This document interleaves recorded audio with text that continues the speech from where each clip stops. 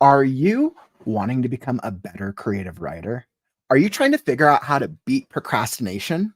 Well, today I have some absolutely phenomenal stories from other creative writers who are going to be doing some live readings, reviews, and critiques.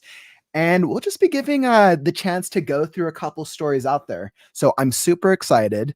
If we will also be starting off with our daily writing sprint so we can get into the writing mindset for the weekend. We'll do our question of the day today when we chat about who is your favorite creative writing character that you have ever created. Let me tell you, I've written so many characters in my life. I love character development. And then we will do a second writing sprint at the end of the stream. For those of you who just want to get some writing in, or maybe you just want to kick back and you can join me as I throw on some good music and get writing. Excellent. I'm Kauffman, and this is my daily creative writing live stream of Kauffman Writes. Welcome, welcome. So we're going to hop right into our first segment. We're going to do the daily creative writing sprint. We're going to do it for 20 minutes. Now, if you want your story read and you want feedback or review on your story, I posted the link down in the ticker down below. You can send a brief excerpt to my Gmail at the Creative Ghostwriter, and I will add it to the queue. We have about 4 or 5 stories today, and we'll get into the live story reading right after our first writing sprint. Excellent. So we're going to hop straight into our writing sprint number 1.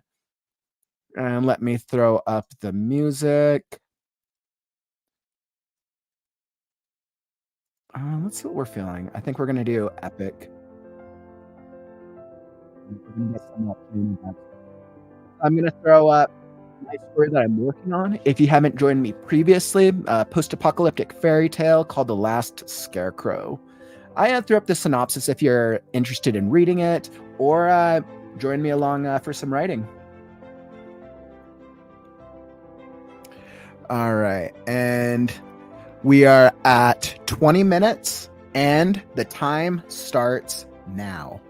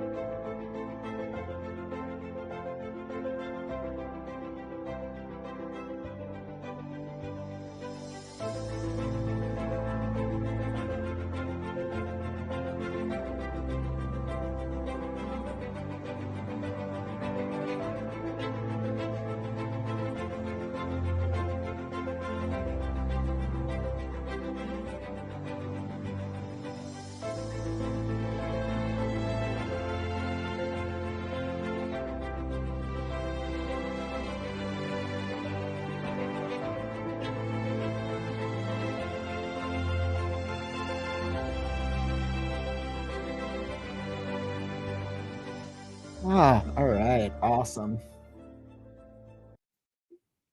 I feel like I needed to get through that last little beat that I had there.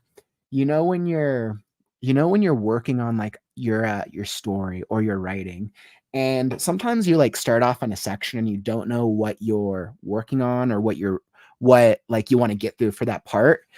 And then I started like getting into the section, and then I was like, all right, I know exactly where this goes. Like I know where the chapter needs to go and I know where the outline is. But I'm like, all right, how much do I need to kind of like reconvey like the plot of where they're at? I want to say on page view, I think I'm about 25K and 100 word pages in. So it's like I'm probably about 35, maybe 40% of the way through the story. But it's always fun. I'm having way too much fun with this novel.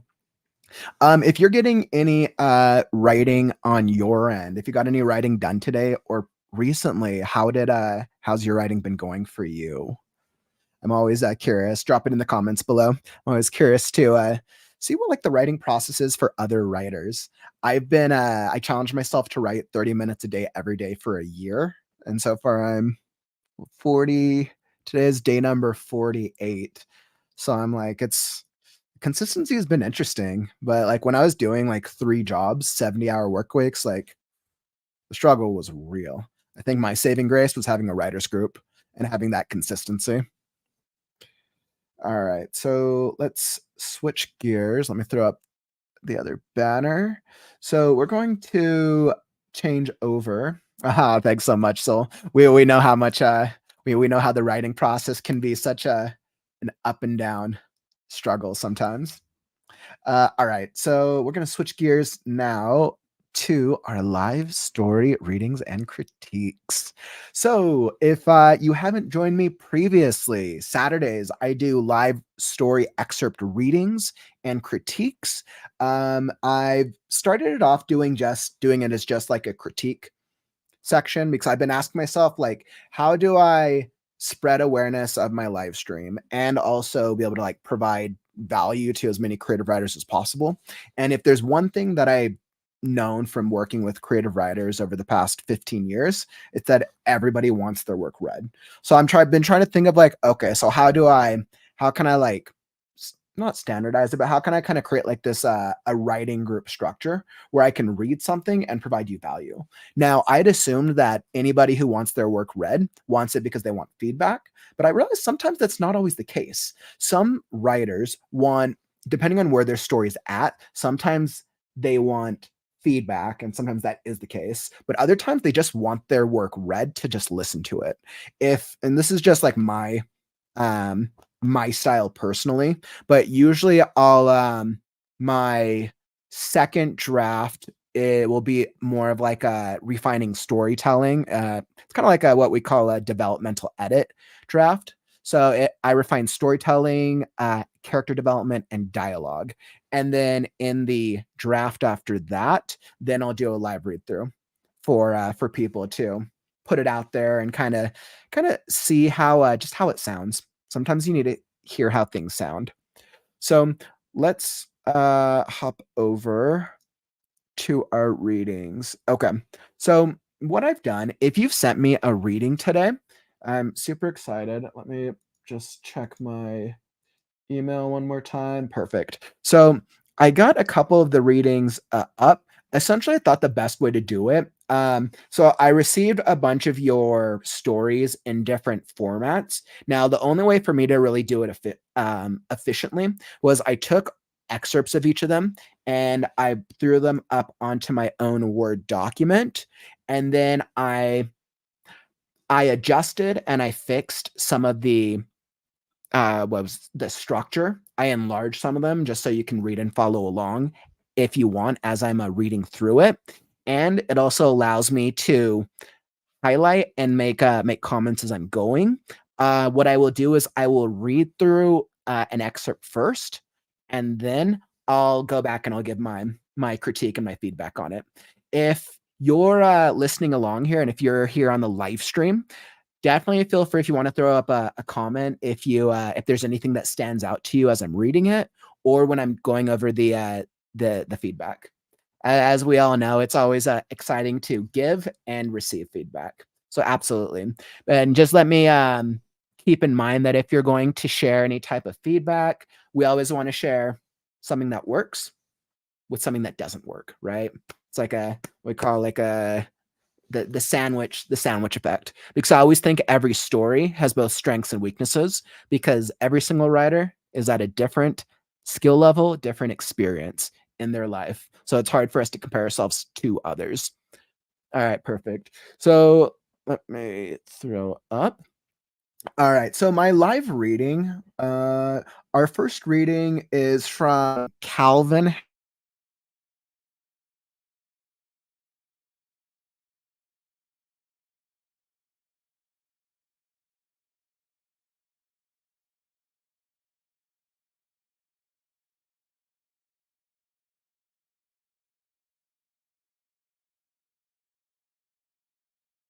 stream.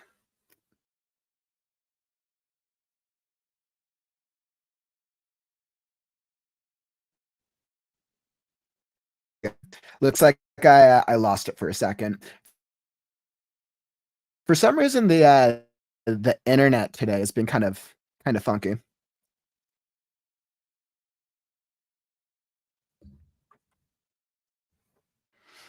Maybe. All right, well, if I'm going through the reading and you guys miss something, just let me know. It's I usually don't have internet problems, but of course it's only today because I'm doing. All right. Calvin, if you're here. So Calvin sent over this excerpt. It looks like so it's a prologue. So Calvin, I know he sent me over the story. It's to a much longer story, and I'm pulling up his notes. So yeah, so it's to a little bit of a longer story. What we're going to do is we're going to go over the first couple pages. Now, it's probably going to seem, I would say don't worry about the page count. I enlarged a lot of the text to be much larger, and just so you guys can see it. Additionally, I've changed the format to Comic Sans. I was like, I think if you can read that. According to Google, Comic Sans is the most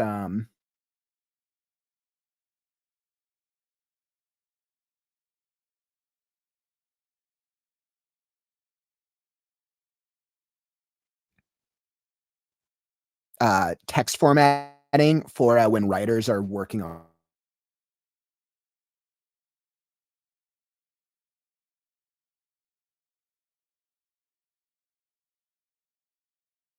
stories. So that way they can better.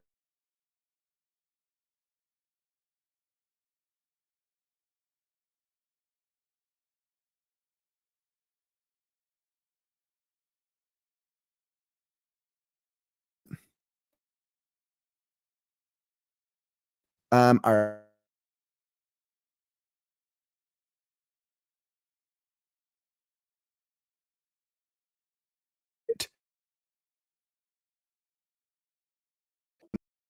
and is our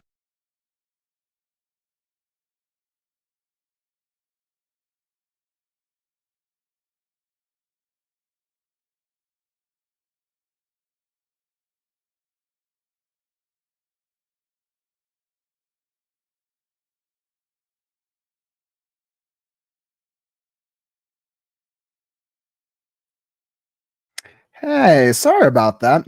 It's I'm not sure it so in the I want to say in the 47 days since I've been streaming, I've only ever encountered the internet, like the technical issues, and I actually think it's from StreamYard's service, from their server. Sometimes have issues, probably like one in like 15, 1 in 15 to 17 streams. So, but that's all right. So I want to make sure that you guys can see what I'm going to put up. So let me throw up this screen again and share it, and I'll hop into it. And if when I check on the replay, so the live stream will be available for you to check out and read after. If there's any like skips or time cuts or anything, what I'll do is I'll recut it together. So that way, when I throw up the replay version of it on my YouTube channel, you'll be able to see that as well, in case there's any like skipping around, because I want you to be able to get the full value out of your critique. All right, so let's hop right into it. So excerpt number 1 from Calvin Hammond. So the prologue. And I totally actually forgot to ask Calvin, what was the name of your story? Calvin, if you're in the stream right now, throw in the name, what's the title of your story in the comments below. All right, so prologue. Planet Kylie 4. Location, Gardas Control Airfields, Sector 15. Time, 1350 hours locally. Date, March 19th, 2621. Operation Thunderstrike. Transport 639 soared through the sky with dozens of other transports towards the heavily defended airbase belonging to the Skinnies. On board the transport is 8 Mark 4 Goliath mechanized combat machines of the 65th Special Tactical Operational Response Military Division, also known as Storm. Near his machine, Captain Oslo Ryder casually inspected his sidearm, as he does before every battle, walking about the bay with the pistol pointed out in front of him while he checked its sights. Perfect, as always. Once the task was completed, he slapped in a magazine with a resounding click. As he pulled the slide back, loading into the chamber the first armor, piercing round of his 12-round magazine, and holstered it on his hip. With his new weapons check now complete, he slipped on his helmet and boots up his system, heads-up display, the HUD. He took in a deep breath as he tried to calm his anxious nerves. The current operation was a major one that involved an entire company of storm mechs, along with the Division of Marines. As he walked about the cargo bay, he hit his fist to his hand in preparation for the battle. The other members of the Blue Company were standing in a circle as they went over the last intel from CIN. He kept pacing up and down the cargo until he felt the transport jerk to his left in brisk, evasive action.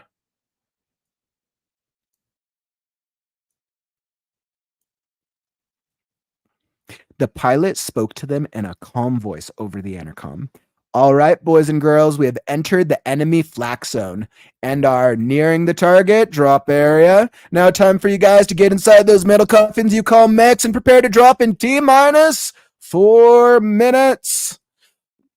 All right, people, you heard the fly, boys. We are just a few minutes out from dropping feet first into hell.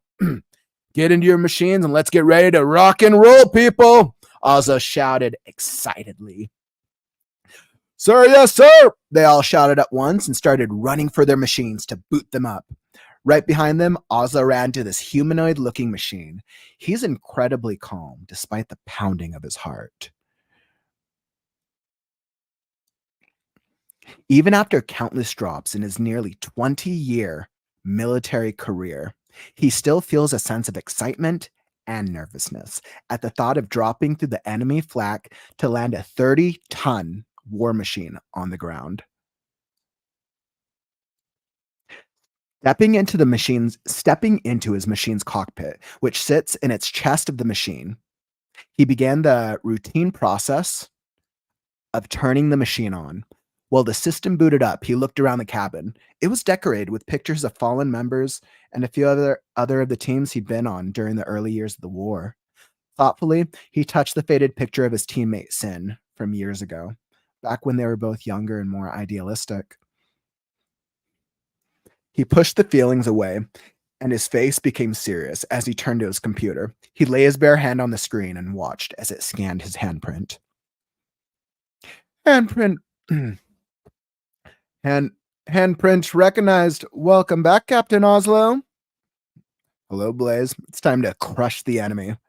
Voice print recognized. Unlocking all weapon safeties. With his machine now combat ready, he opens up a channel to the pilots. How long until we drop? 30 seconds, Captain, but I'm telling you, this flak is thick as hornets. We might have to drop you early before Whatever the pilot was going to say was cut off, as Oslo can hear the sound of breaking glass.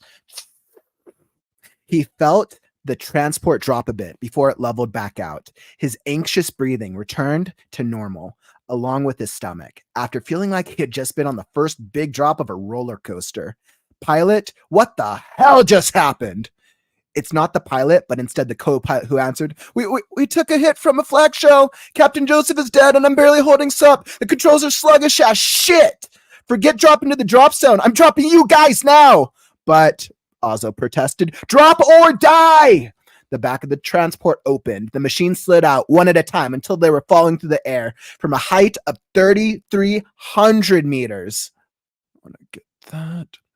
From 3,300 meters, the sky around them was peppered with black, exploding flak rounds that are sending shrapnel in all directions. Oslo looked over his shoulder. He saw the dropship trailing smoke and finally explode as it's hit from a surface-to-air missile. The machines fell in a loose crescent formation. Each one used their maneuvering thrusters to position themselves to avoid being hit by shrapnel from the flak. Oslo's eyes are glued to his screen as he keeps one eye on his altimeter and the other on his radar. Once he and the rest of the blue team fell below 1,000 meters, they would be low enough to deploy their parachutes and use their rocket boosters to land safely on the ground. The drop was going well. They were at 1,600 meters with no problems. Just 600 meters more and they would be in the clear. Then he heard Blue 6 start to shout in a panic-stricken voice, "This is Blue 6. I've taken some flak to my booster, and the damn thing is offline. I'm deploying my parachute now." Oslo tried to stop him. "Negative, Blue 6. Don't deploy your parachute. I repeat, don't deploy your parachute. You have no chance at this altitude if you do." "No, damn it. I'm not going to crash in the ground. I'm not going to die. You hear me, Blue Leader? Deploy my parachute now." Oslo watched Blue 6 deploy his parachute. The force of several parachutes slowed his machine down. Now, when it hits the ground, the machine would take some damage, but it would survive. For the first few seconds, everything seemed fine, and Oslo thought that he was going to make it. Then a flak shell exploded right above Blue 6. Shrapnel shredded apart his parachute. His booster burst into flames. He plummeted towards the ground. "Oh God, I'm hit. My ejection system is not working. Please, someone help me." Oslo closed his eyes in a solemn prayer as he heard his teammate scream in terror. With his booster gone and his ejection system fried, he was out of options. Blue 6, no, Charlie was going to die, and there was nothing anybody could do about it.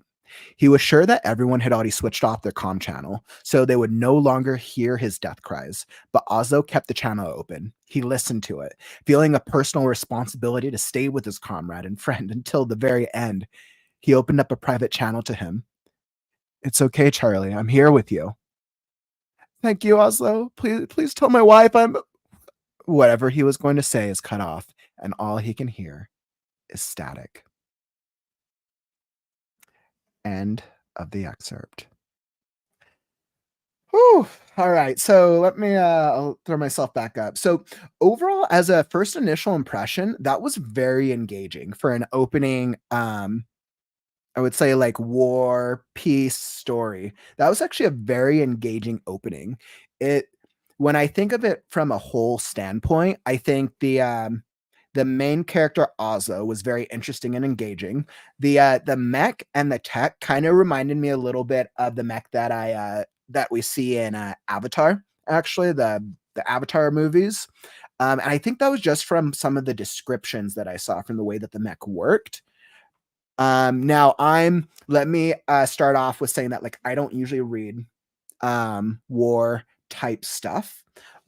So I'm may or may not be the intended audience, which is all right. But from a purely like analytical standpoint, I always like to look at the structure of the character development, the storytelling, dialogue, world building, and all the things that really stand out to make it really shine.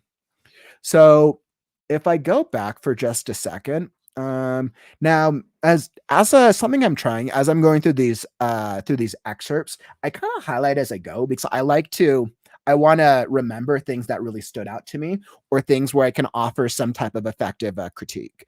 So I would say the opening dialogue. So I'll throw this back up. So the opening section for the story it felt, I would say it was engaging. It got me into the story. There's a lot of uses of language for this specific world. There's a lot of technical references. There's a couple areas that I like where Calvin, where you do storm things. So like you'll explain what it is, then you do the acronym. Um Also known as storm, and you actually do this quite a number of times. I personally like that. I think that pulls me into the story because it pulls me into more of the language for this world. Now, I think from an overall story, I think from right now the opportunity, and this could just be me because I'm not too familiar with this type of genre as much, but I would go harder in on the language that you use, the adjectives and the descriptions when describing the technology, the mech, the air units. So it makes your story stand out from any other war story, any other futuristic type military struggle of any sort. The more unique language that you use for this one, the more it creates a memorable experience for other readers. Um, I think what the goal is, like, you want them to think when you're working in the genre, you want them to be familiar with the type of terminology because they'll, of course, other genre or other war stories that are predominant in the genre, but you also want them to hone in on and relate with the things that make your world unique. I think there's a lot of elements that are working right now, like things like this work very, very well. But I think you could even like push it even more, do more of this type of thing that makes it very, very unique to your story alone.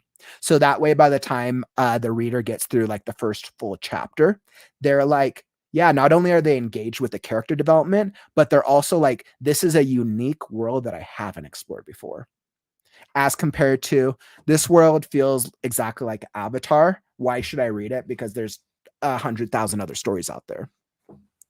Let's see what else. I really like Captain Oslo so far. Um, I I know with war stories, I was having fun with the different voices. So I was giving my I was trying to no, let me know in the comments, but I hope I got some of the voices right for you. I was like, as since when I do cold readings, I try to kind of like find what like the characters' voices are. And sometimes I think I do well, and other times I'm like missed opportunities. Let's see. So I think Oslo's description works. It makes sense with his weapons that he has. Let's see, company were standing in a circle as they went over from sin. I didn't know what sin was.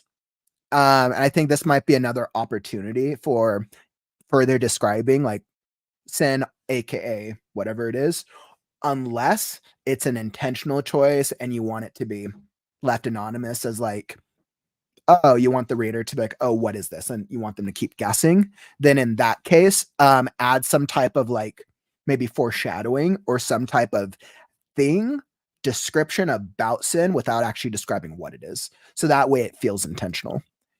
Um, this is all good. This is like the calm before the storm, and I actually really like this. I think the overall structure of this first part works very, very well. It feels like a calm before the storm. We get to meet the characters a little bit, and then we're thrown straight into a war piece.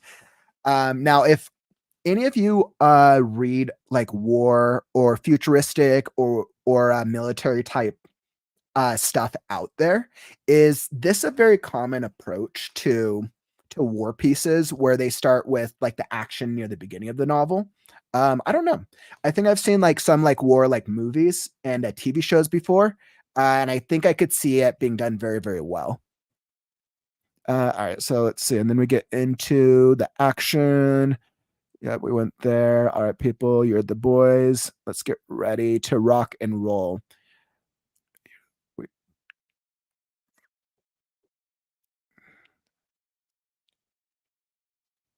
Yeah, I think that works because it continues to set him up as the leader. I think that's fine. The pilot spoke to him in a calm voice over the intercom. All right, boys and girls, we have the enemy. So I think this is a very common scene, right? You have the pilot, you have Oslo, and then I think you have the soldiers, and then you have the co-pilot as well. And I know exactly what you're trying to do. You're trying to set up these individual characters, but not giving the pilot too much time because like the pilot's probably about to die since I know you switched to the co-pilot. My recommendation is introduce both the pilot and the co-pilot. Now, I could have missed it if you did introduce the co-pilot, but give both of them personalities. If even if it's just like a single like descriptive line that you can tell based off their voice. And I think it helps even more if you dig in more to the co-pilot, if the co-pilot's the one that survives, because it ups the stakes a little bit when in 2 pages everything's crashing and burning and you hear the co-pilot is basically like everyone's going to die. So that's what I would suggest for elevating that. Now with the soldiers, because I think with the soldiers you could go either way because I don't think you did even after countless drops in there because you really focus on Oslo's character development and that's fine. I highlighted these things because this works. Military career, perfect. This 30-ton war machine on the ground. You use things like enemy flak. I actually really loved how you use this terminology. This felt very unique to your world. Anytime you reference flak, I'm like, okay, I'm starting to kind of get the idea of it. Stepping in its machine's cockpit. And then I highlighted this because this reminded me right out of from Avatar, personally. Let's see, thoughtfully touched the faded picture of his teammate, Sin, from years ago. Perfect. So this is like clearly that's his that's a hint at his backstory, him having to overcome his maybe the death of a teammate or maybe an old teammate or whatever. Because clearly there's this you'll get to explore this. Handprint recognized. Welcome back, Captain Oslo. Hello, Blaze. Now, actually, so I highlighted this because I thought this would be really cool. So in this, voice print right unlock this. They have a very short interaction, and it kind of feels that like Blaze, which is which it sounds like it's like the machine, it's the mech suit. So it sounds like Blaze is basically like almost like the AI operating system in it. Um, I find that interesting. As a reader, I want a little bit more, give me more personality. I want even more personality from Blaze. And maybe this is something actually you do as the story progresses. And if so, just continue on doing that. But it kind of feels like Blaze is almost going to be like Captain Oslo's like sidekick. And this is just a guess from this first little initial excerpt. And I thought that would be super cool to explore, unless you end up doing it already. Let's see, 30 seconds. We go back here. It's instead the co-pilot. Yeah, so this is where we go back to the co-pilot. Oh, yep. That's right. The captain dies. So yeah, so I think this is all the more reason. Give the co-pilot a little bit more of a personality, even if it's some sort of description or adjective before before this happens, because then it makes us feel more for what happened. The co-pilot.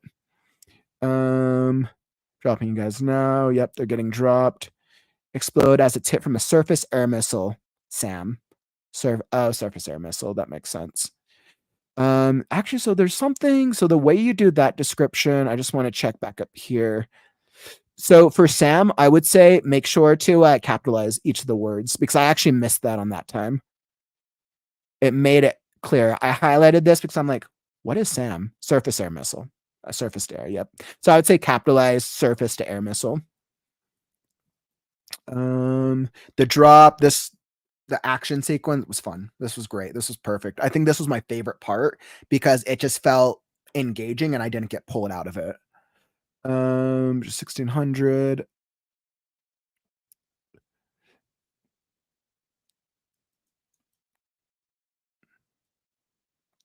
Yep. Now, this was my feedback on, like, you can go either way with the soldier. Um, you could introduce a little more of one of the soldiers' personalities beforehand, because I know they all just make a group comment right before they drop, and it might elevate the stakes for it a little bit. At the same time, if you're just trying to get into the action, it might not be necessary. It really just depends on which soldiers are going to get character development in the scenes to come and as the novel progresses. And without knowing that, that's why I say it could go either way. Let's see. Oh god, I'm hit. This is all fun. All the action worked for me. Thank you, Ozzo. And this just seemed like the perfect like stopping point. So overall, Calvin, I enjoyed it, and I'm not even I don't even like read this type of work usually, but I actually really enjoyed it simply based off the action and the initial character development you have with Captain Oslo so far. Um, yeah, and then Calvin, if you want, you can always. I forgot to ask at what point of your writing process. I know you have a much larger portion of the story. I think it looks like you're a really good ways into it. So I would say if you want to throw up your how people can like maybe check out excerpts in the future or check out any of your stuff, definitely drop a comment below. But once again, thanks for submitting that, and I hope that you found value from this. All right. So I'm gonna move right along to excerpt number 2, Pyrates.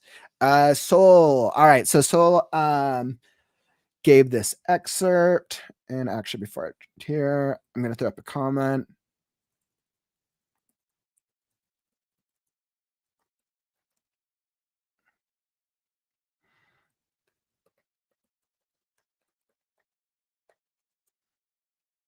Perfect. I'll throw that up as a comment in both areas. So Calvin, once again, thank you for submitting that.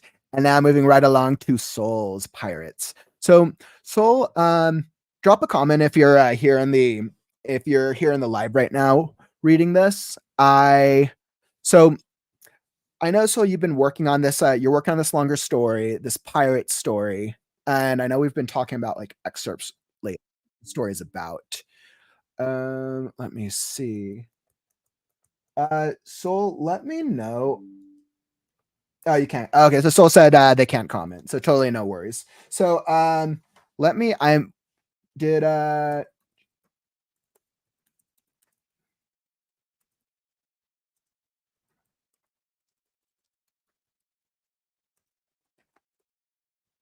so I'm yeah. So Soul said they can't comment, so it's fine.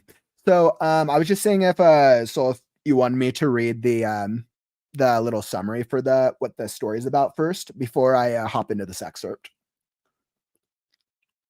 So this excerpt's a little shorter. Yes, please. And this is an introduction to a major character scene. Excellent. So I know we had you had posted your blurb a little farther back into one of our group threads. Let me see if I can go find it.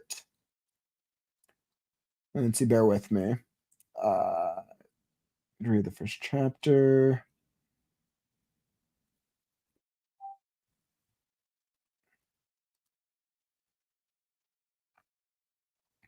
All right, so bear with me for just a second. I'm just looking for this summary. I had it. I should have like pulled it up before. It's right over my head, but it seems like a good idea. Okay, so here's the blurb for this story because this is chapter 5. So we're a little ways into the story now. Um, all right. So this is the blurb for what the book is about. It's called Pyrates.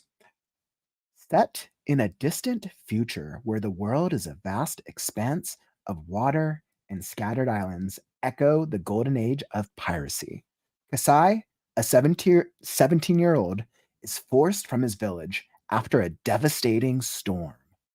Alongside a group of pirates with an unknown connection to his mother, his quest to find his missing father thrusts him into the sights of a formidable pirate, but their interest in him is mystery. During a confrontation, Kasai unexpectedly unlocks latent powers, but mastering them becomes a race against time as as his foe pursues him. After a confrontation leaves his abilities wanting, he soon learns that his foe has targeted his brothers, family, and Kasai must race to save them. But can Kasai beat a foe that is yet to yield to him? And will his father, who Kasai knows is nearby now, finally reveal himself? Pyrates, Chapter 5, Excerpt.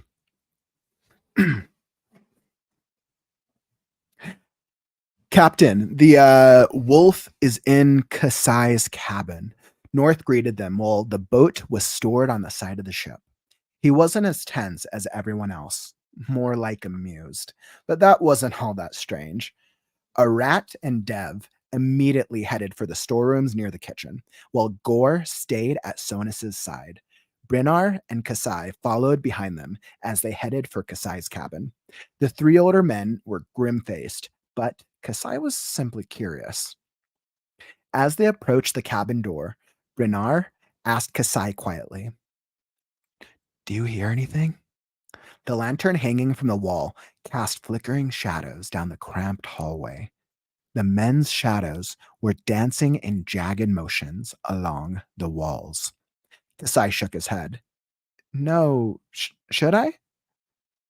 Bernard didn't answer, but just then Sonus opened the door and Kasai heard a click as he brought out a mini end pist, aiming at someone Kasai couldn't see.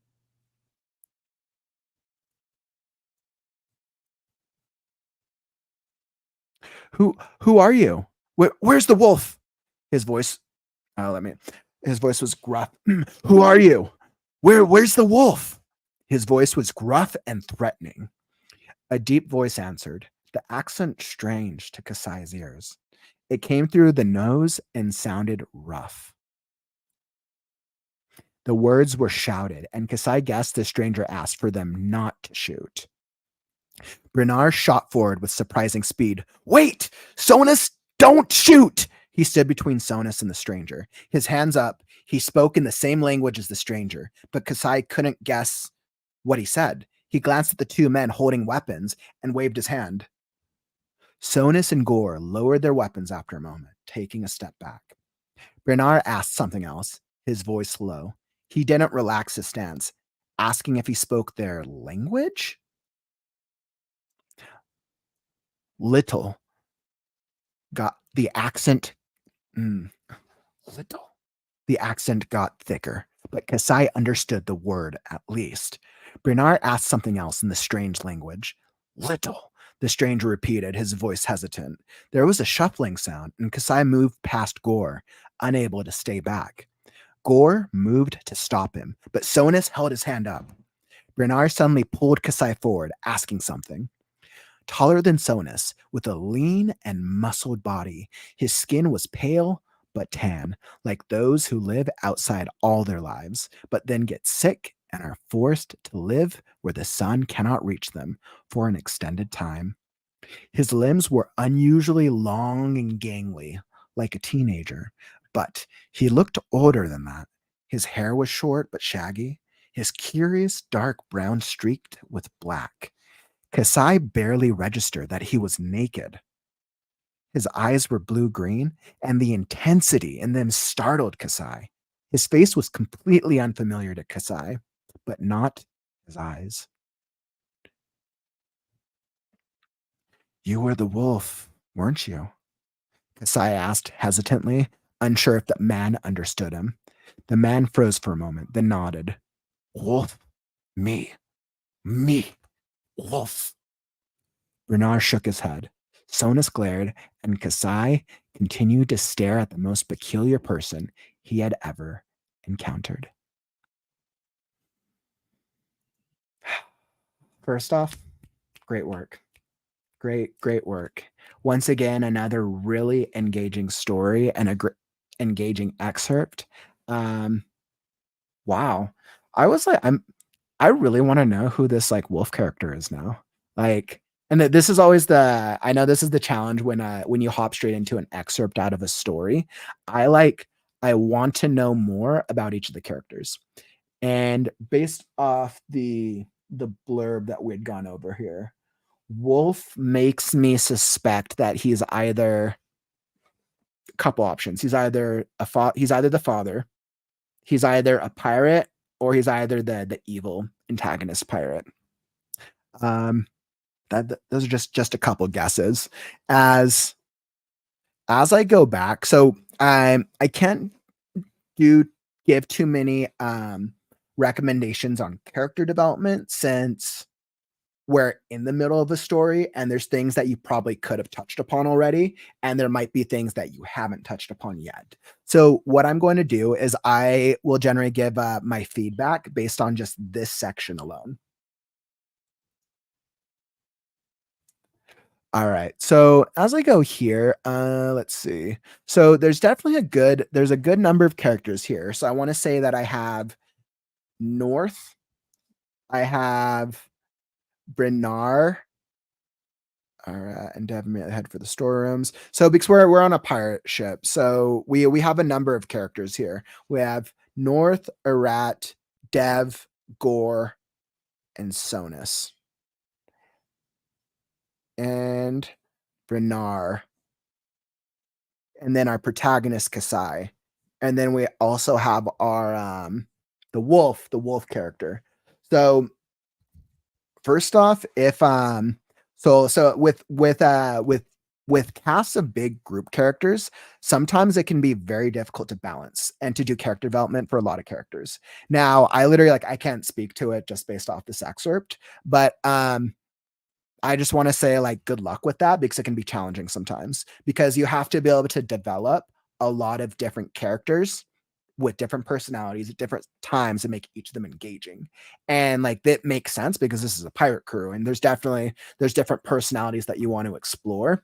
As a reader, as somebody who's just hopping into it, because there's such a different mix of different characters and names, sometimes the names and the characters don't always stand out immediately to me. Now, this could just be because we're hopping into the middle of the story and we haven't actually been able to get introduced to each of them. So I would say just something to keep in mind as you're continuing to develop this is with each character, and especially because each character has a very unique name. It would be different if we had John, Sue, Sammy, and Bob, right? But each character, Gore, Sonus, Bernard, Arat, they're all really interesting character names. And I want to know more about each of them. In a scene like this, because the focus is around introducing us to this wolf character, I would almost recommend having less of the other crew involved in this particular scene, so that way the focus stays on Kasai and Wolf's encounter, because I want that to be the focus instead of me thinking about all these other characters. Now, granted, I don't know the action that happened prior to the scene in chapter 4, so that could be a huge factor as well. Let me think. And so let's see in just a second. So hi Matt, I just seen your comment. Feel free to the banner's at the bottom if you want to send your excerpt to my email and I can add you to the queue. I have a couple more stories queued up, but I can add you after if you want a piece of your excerpt. It is let me throw that banner back up. There you go. There's the banner at the bottom if you want to email an excerpt, Matthew, and I'd be happy to take a look at it for you. But yeah, so my biggest thing is the characters. Just being careful and not having too many characters unless each of them are absolutely integral to this scene specifically. But based on the what I say, based on the dramatic tension, it feels like that the thing you want to take out, especially because you mentioned that this is a very major character scene, the focus should be solely around Wolf. So that was my initial thought. Sonus opened the door. A couple of things that stood out. Out a mini and pissed. I'm guessing that's some type of weapon, and that's probably unique to the terminology of your world, which I think that's actually super cool. Like, I love that type of thing. And that's actually a little similar to, the feedback's gonna be a little similar to the same that I gave Calvin previously. When, with your world building, your do do more of what's working. So when you have terminology like this, pissed, do more of it because it makes your world stand out. And maybe you do, and because once again, this is an excerpt, I can't speak to the other excerpts, but if you aren't, do more of this, but then making sure earlier on to explain or give some type of adjective or description what they are. Oh, let's see. And then Sola messaged me. Sola said, "N-Pist is an advanced pistol that uses energy charges." Oh, that's kind of cool, actually. So it's like an energy pistol. Okay, that's cool. That's fun. You see, actually, that's a really cool weapon to have. So also, Sarah, there's a full glossary at the end of the book. Perfect. Glossaries are always wonderful.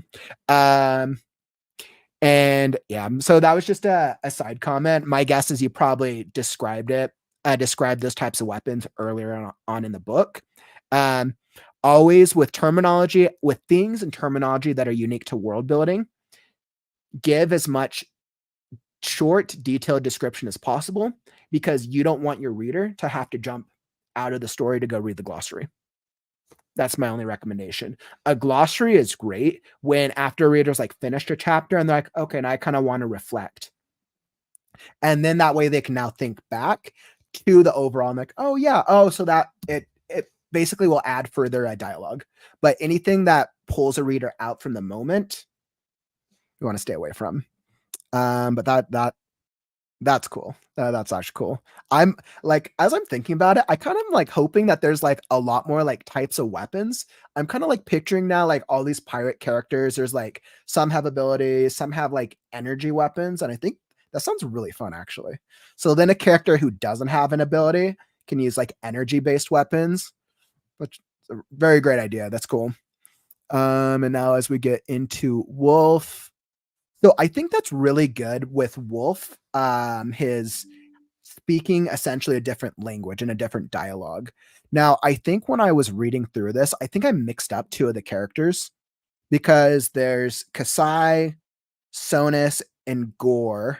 Bernard said something else as the voice, and Bernard. So there's 6 characters in this room. There's Kasai and Wolf, and there's Sonus, Gore, Bernard. Maybe there's 5. I'm like, I think there's 5. Sonus, Gore, Bernard, Kasai, Wolf. Yeah, so there's 5 of them. Yeah, I think I just mixed up 2 of the characters. And I was like, I know one of them said that they spoke the language. Little the stranger repeated. And I thought that was actually cool. That I actually love. So everything from this moment, wait, Sonus don't shoot. He stood between Sonus and the stranger, his hands up. Bernard shot forward. Wait. Yeah, so I liked this because I couldn't guess what he said. Bernard, Sonus, and Kasai.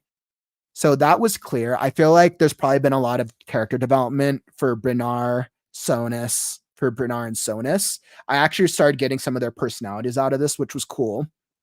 Sonus and Gore. I think I got from this scene, I got the least description from Gore. Taller than Sonus. Gore, I know, because I moved past Gore. Yeah, so it kind of felt like for at least this scene specifically, Gore was kind of just there, like an additional a character. I liked that the wolf couldn't speak different dialect, different language. His single words, perfect. Perfect for building up the tension. That was like it showcases his character. It does that's the exact writing thing of show don't tell. Perfect. I just like I love to see that type of thing. The strange voice. There was a shuffling sound, Gore, Tylen Sonus. Yep. With the lean, you give his description, are forced to live. Sounds like a teenager. You do a really good job of character description. I actually really like how you're describing them. His eyes were blue green. I love that. I am a personal fan of eye description. And maybe it could be like my influence of like anime culture, but like I love that type of description. It always stands out to me. You were the wolf, weren't you? The man froze for a moment, then nodded. Wolf, me, wolf. Like that's perfect. Perfect. Based off this this excerpt, I want to know who Wolf is. Like I really want to know who Wolf is now. My immediate like image of Wolf is this like kind of like intense, kind of like young, not teenager, but like kind of like this intense, like scruffy, scraggly looking older gentleman, short but shaggy, kind of has a shaggy appearance, but kind of a youthful, shaggy appearance. I don't know why I kept getting like Russian from his dialogue. I'm like going to go like a Russian accent if I can do it. But yeah, that was fun. It's so once again, overall, my feedback is please write more. Very entertaining. Overall, great work. Let's see. And then Soul said he's actually not much older than Kasai, 24 at this time. Okay. So they're actually then around the same age, because I know you mentioned that the teenager, but he looked older than that. Gotcha. That makes sense. Kasai. And that's right. So I missed this. I actually like I have to call this out. I missed this at first when I was reading through it. Kasai barely registered that he was naked. Like that's huge, unless that's like a thing in that world. Like if that's probably if that's a more common thing, but if that's not, make this its own paragraph, because like that's a thing like that, and that's going to affect the way that any of them interact with them, unless the pirates are all desensitized to nudity. If they're desensitized to it, then it doesn't matter. But that was just, it was interesting, right? Like if you're dealing with some like naked, scruffy looking guy named the Wolf who comes on board, like is he like a shapeshifter? Like what's going on? Is he like homeless? Like I have an ability. Like I want to know what's up with this dude. So but yeah, great description. So I'm definitely eager to read more. And thank you for submitting them. I hoped some of the feedback, some of this helped out a little bit.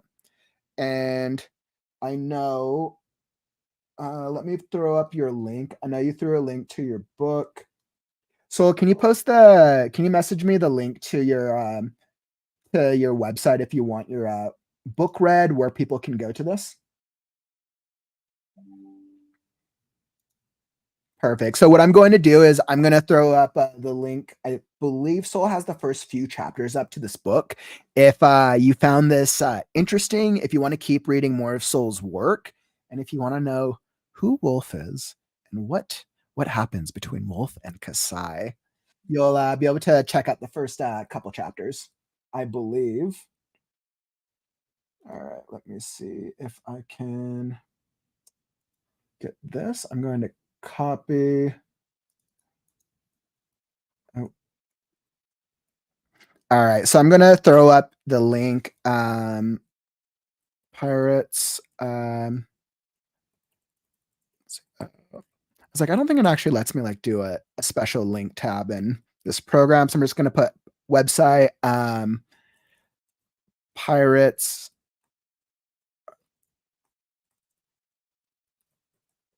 novel by Soul. And then I'll throw up the link. Perfect. So there's the website link if you guys want to go check out more of Soul's book. And I believe that Soul has a couple, looks like the first couple chapters up. So yeah, go check it out. That was a cool read. Thanks for submitting that, Soul. That was awesome. All right. So I'm gonna hop over to my email for a second, and we're gonna move right along to excerpt number 3. So the next excerpt I had from JD Williams. JD, if you're in the chat or if you're on the live right now, just say here in the comments so that I know you're here. All right. And give me just a second. All right, perfect. So while I'm setting this up, let's see, I'm going to throw myself up here. Matt, Matthew, I got your excerpt. What I'm doing is I'm just copying and pasting it to the Word document. Give me just a second. I'm going to just add that to the end of the queue. Perfect. It was all in Comic Sans, so that was perfect. It's probably going to be a much longer page count because I just copy and pasted, but it's all right. That's whatever. I know why. There we go. Much better. All right. So I just wanted to get that up. So Matthew, I have you added to the queue. Next up.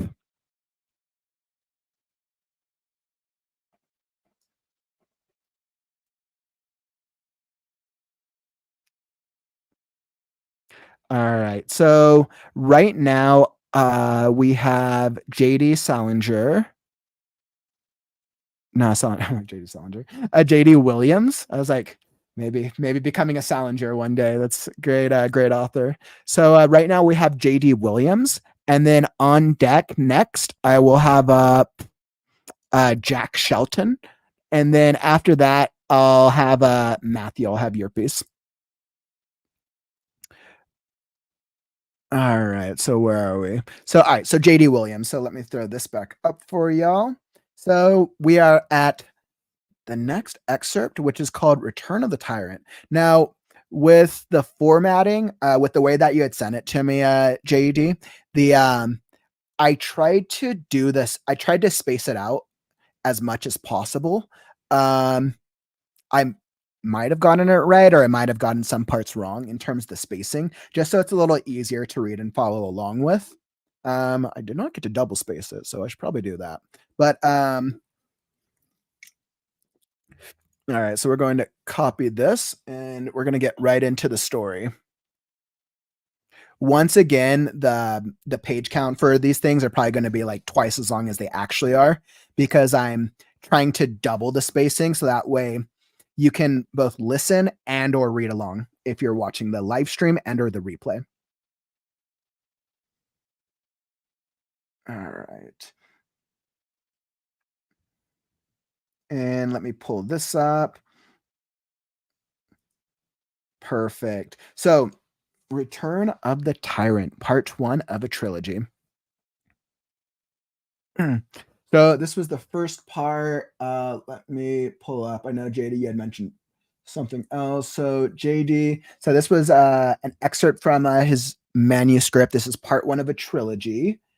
He said he's still refining it and trying to find an agent or publisher, but is always open to getting feedback to improve the story.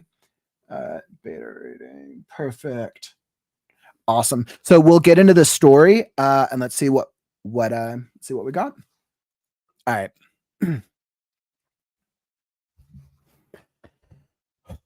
I should take a drink first. All right. We are not entirely helpless, Amin said at the campfire. Between the provisions packed and everyone else's snarlbacks, we can get through the next 2 moons. On my usual route, it is about 3 months' journey to the next town, where we can restock our supplies. So, if we tighten our belts and leave at dawn, we should not have many problems. Awesome.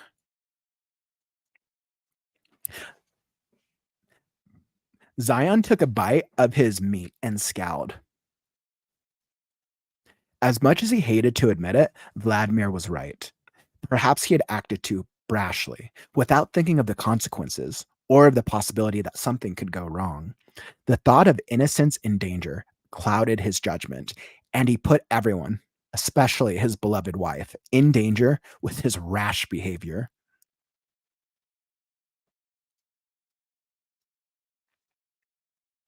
And it cost him his favorite pack beast.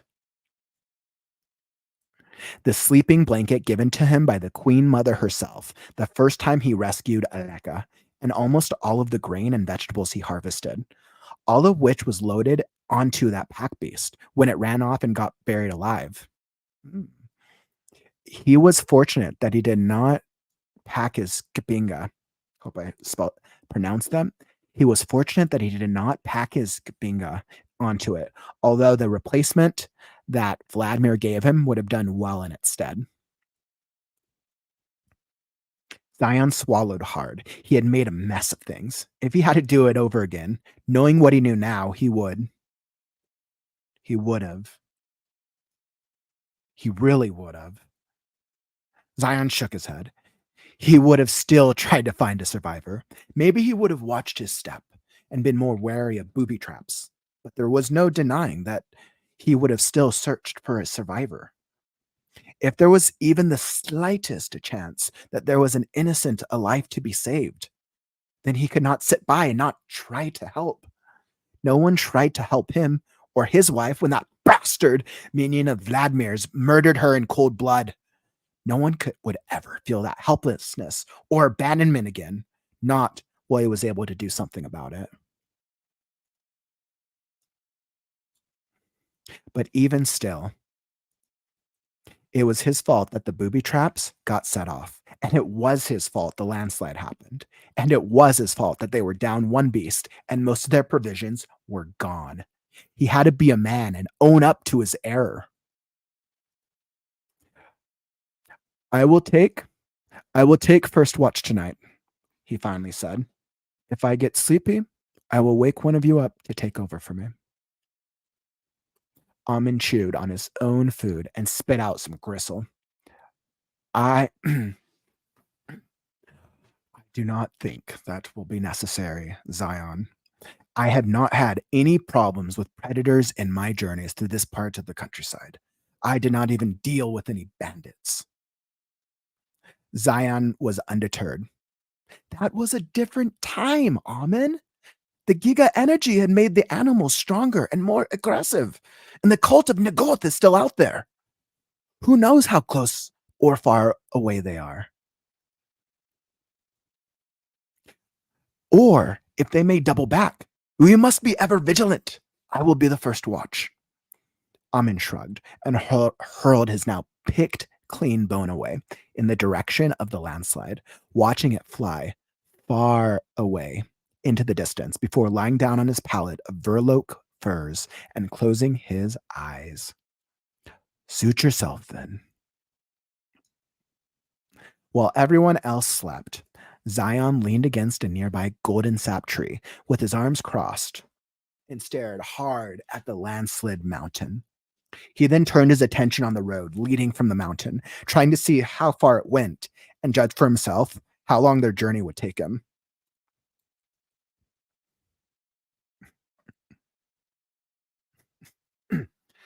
Your pack beast is buried, he heard behind him. Zion turned around and saw Taima walking towards him. Within a few steps, she was at his side. She clasped her hands behind her back and looked out over the countryside. I can provide you with another using the beast calling staff. Zion was puzzled. Why would she offer him one of her beasts? But his pride would not let him accept. I cannot. It was my fault that my beast got killed.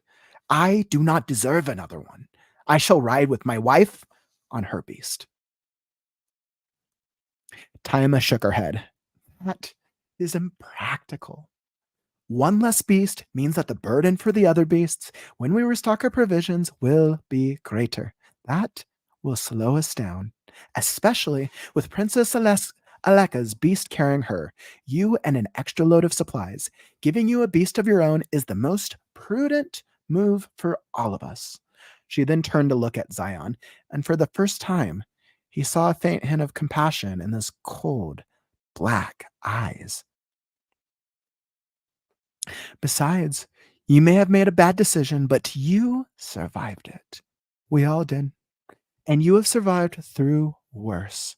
And as long as you still have breath, you can keep fighting on and you can do better. And right now, we need you to do better. The world needs you to do better. He was surprised that this woman of all people was giving him a pep talk. Why do you care? He asked. Instead of replying, Taima reached towards her collar underneath her dusty imperial blouse and pulled out a small pendant. It had a worn golden bezel that contained an oblong crimson gem, and it seemed as if there was some kind of rune or signature etched into it.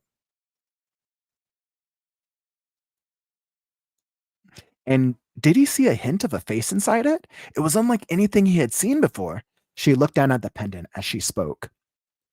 My father, she said, was a very wealthy man.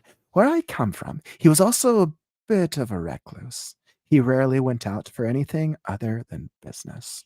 And it was only by chance that he met my mother. But he always encouraged me and my siblings to go out into the world and interact with people. One night, he told me that while we were all away on a trip, he heard a knock at his door. Someone was begging and pleading for someone to let him in. He was in the middle of a project for his business and did not recognize the knocker's voice, so he could not be bothered to answer the door and instructed his servants not to answer either. Eventually, the knocking stopped. When he was finished with his project, he went to take a walk outside.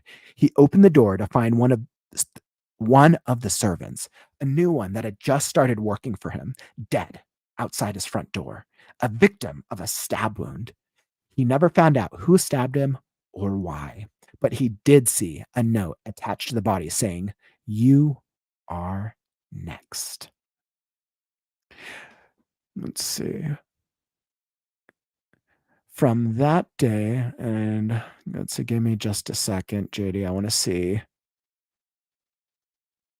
Okay. I want to make sure I was at a good spot.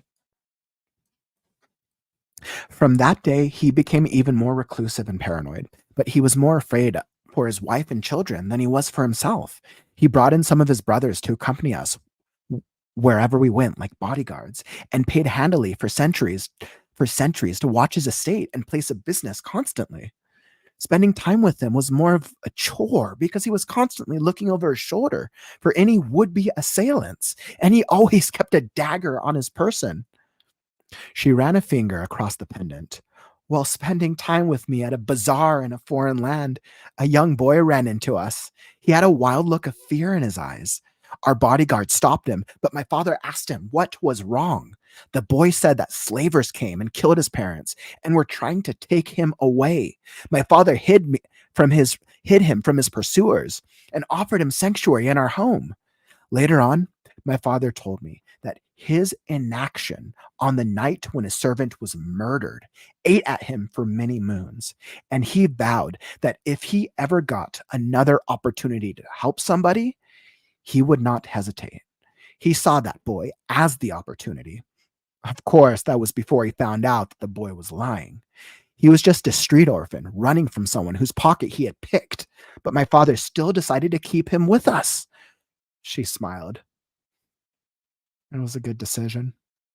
That boy went on to earn the trust and love of everyone in our household. He was a beautiful soul with a gift for storytelling. I called him my big brother, despite everything that happened later because of that boy. My father never regretted taking him in. With those words, she tucked her pendant back under her blouse. She then looked out over the hill, a rueful expression on her face, as if the anecdote brought back a memory too painful to process. She was silent for a few moments, lost in thought. Zion dared not to break the silence between them. Failure is a part of life, she finally said, and every person has his or her way of dealing with it. Some wallow in self-pity, some give up. She looked him hard in the eyes. And some make up their minds that they are going to keep fighting on and do better next time. Zion knew what she was trying to say, and she was right. He nodded in acknowledgement. It is imprudent for you to not have your own beast, she continued. 2 riders and all of our provisions will slow a snarl back down. And as we have seen in the mountain pass, every moment we waste buys time for the cult of Nagoth to grow into a larger threat. You will have a new beast when we break camp. Zion expected a condescending barb to come from her next. Vladimir would have said one. Taima simply spun around and strode back to her pallet near the fire. But Taima, he called after her. She stopped, only half turning back. Are you down to your last beast seed? Taima's posture did not change, nor did the serious, unemotional look on her face. I can find more beast seeds.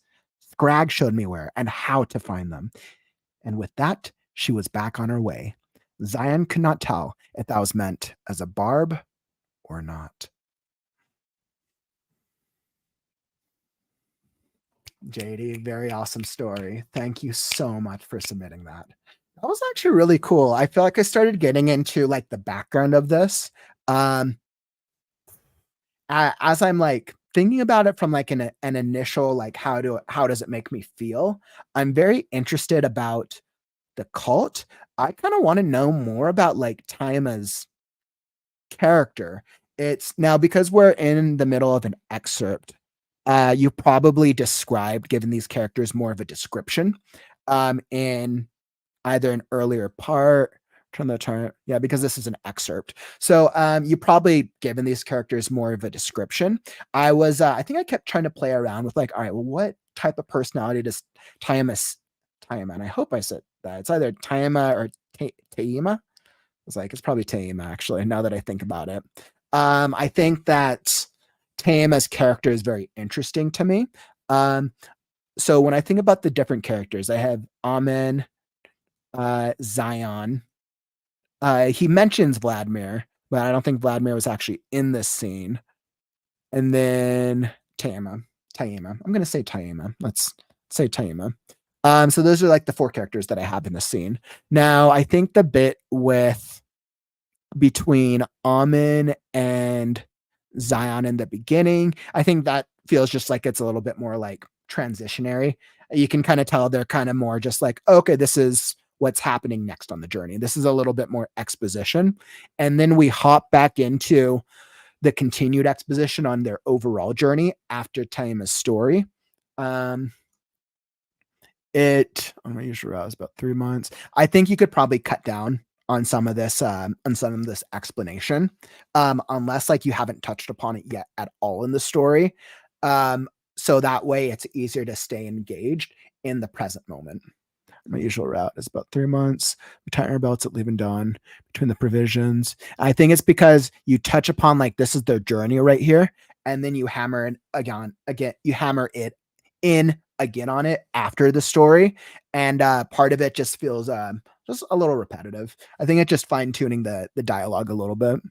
But what I really liked is I really enjoy this world that you're building. You have some very interesting terminology that you're using to describe like there's this like this cult that I find really interesting. Their pack beast is part of this world. Let's see, there was some other really good descriptions. And with the way that you describe it feels that it's a little I think I want to know more about the world itself. And once again, the limits of doing it as an excerpt. But I think from this piece alone, I want to everyone else's snarlbacks. So I think that's could be a type of horse, or maybe a camel, or a type of beast, or maybe just some type of beast from this world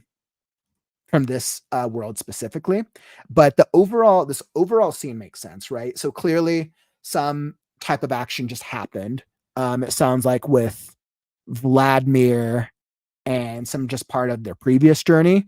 And this is kind of like that respite, that like calm, like, oh, we're going to go wait at this like the oasis moment where they're resting, they're recollecting themselves, we get the character development, and we're kind of like building up like the tension for the next part of the story.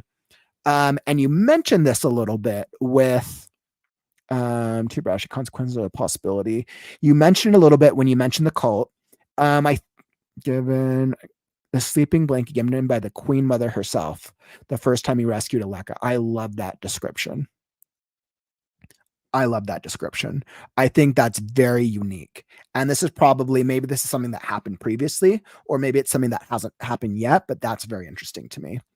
I think what I would do with this one, because clearly there's 3 very clear sections to it. There's the first part that's between Amen and Zion, and that just kind of feels like a little kind of recap, but also like this is what's going to happen next in the journey.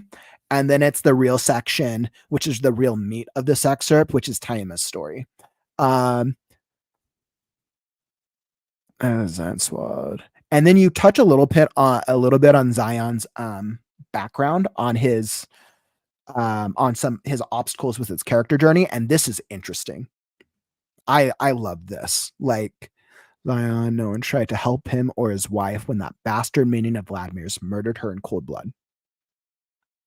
No one would ever feel that helping us. So I think that there's only one thing that threw me off. So when you said no one tried to help him or his wife when that bastard minion of Vladimir's murdered her in cold blood, I'd assume that her was his wife. But then later on in the excerpt, you mentioned the wife again. So I'm like, oh, maybe her was a previous character.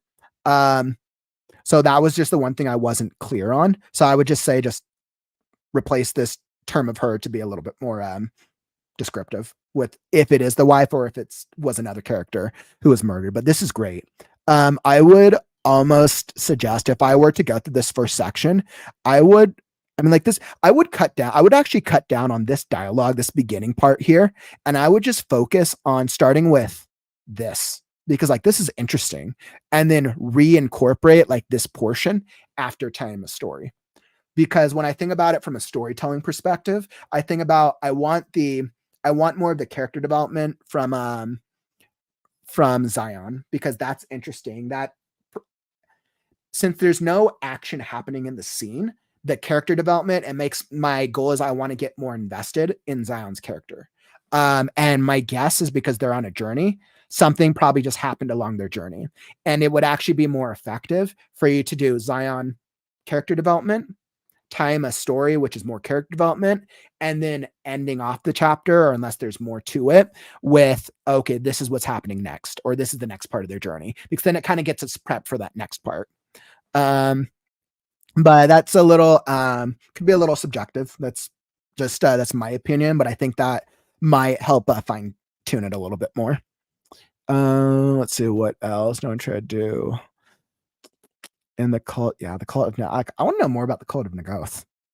I would almost actually capitalize cult as well. I think because the cult of Nagoth, like that seems like that's like the title for it. I like, and almost like and you've probably done this previously in the story, but I want like a little bit more description about this. Like this is interesting.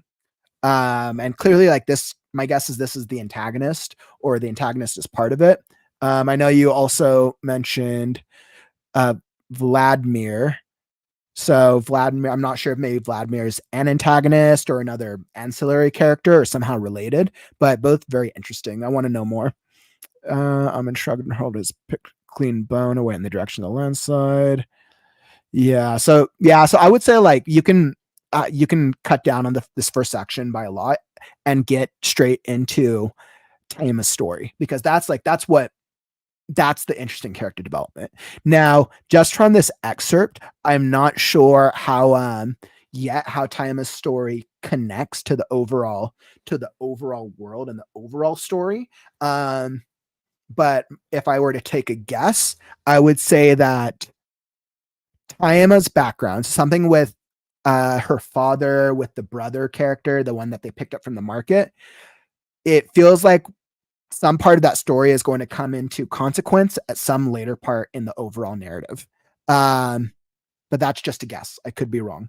If Taima's story is, if the introduction of those characters is going to be important to the overall character journey of the protagonist of Zion, or their overall like trajectory later on in the novel, keep it as is. I think there's opportunities to just cut down on some of the dialogue so we can make it a little bit more hard hitting. But if the story is just essentially used to develop Taima's character, then what I would do is I would cut down on the overall narrative of Taima's story. So that way it gets to that emotional resonance of her, of essentially the orphan boy, because you have the I think it was the break-in and then the orphan boy, and the orphan boy becomes the brother. And the emotional resonant moment of it is the orphan boy actually becomes like her like older brother. And that's like that's the part that matters of that story. So that would be my recommendation on if you're trying to find ways to cut down on it. But if all those characters are important, and let's say like Tayama's father and that character who's the brother comes in later on in the story, then include it. But I would say the biggest opportunity from this section would be just cutting down on dialogue. I think you're doing a really good job of getting your story and your points across. But I think what happens is sometimes some of the story elements, some of the core beats can get lost because they're saying a little too much. It does a little bit more telling than showing. I would almost like some, and this could partially be from just the way that I had to reformat it. That could be an option or an aspect. But I would say when you're going through her story, let's say, it was my fault, because basically she wants him to take the beast. The whole beast part with Zion and her, like that's great. That's perfect. Wonderful. Keep that. That's perfect. Because that adds like a little obstacle. That just adds tension to their current journey. That's great. Like is beast carrying her, you and giving you a beast. Yeah, so I would say with the biggest piece of dialogue, this is my suggestion when working on dialogue. So I would, for each section of dialogue, and I'll show you essentially like this is something that I would do. So for each section of dialogue, let me find a good, I cannot, it's my fault. The beast got killed. I did not deserve another one. So I'm going to give you an example. This is kind of how I would do if I was, when I do like editing with my dialogue. And I'm like, I know like one of my biggest problems as a writer used to be too many adjectives. So like I get, I get this actually very well. So something I've learned to do is I would take the dialogue, each section of it, and then I would say, what is the thing that he wants to tell in this section of the dialogue? So like essentially the point that he wants to get across is that he can't ride the beast, or it was I cannot. Basically, the point is that he can't accept the beast because his wife of what because he wants to ride with the wife. So it's all a matter of pride. So I'm going to switch off.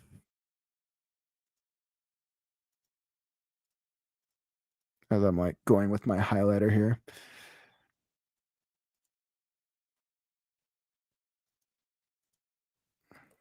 Okay, well, we're going to do that. So it cannot, I would say it,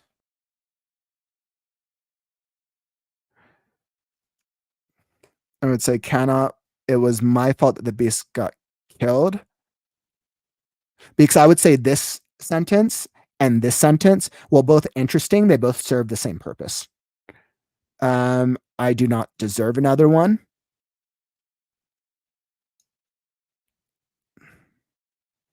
I shall ride with my wife. It was my fault that my beast got killed. I shall ride with my wife. Because so like that's how essentially I would fix, or not fix, but that's how I would adjust that.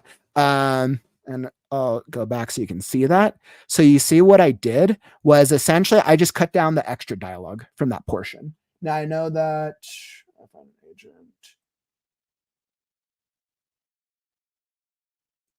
yeah, and I know that you shared that you're still refining the your work. So you actually could be very aware of a lot of these things that I'm touching upon. Let's see. But that would be my recommendation if I was going through this as a reader. I was like, clearly I'm messing up my formatting. But I hit the wrong button.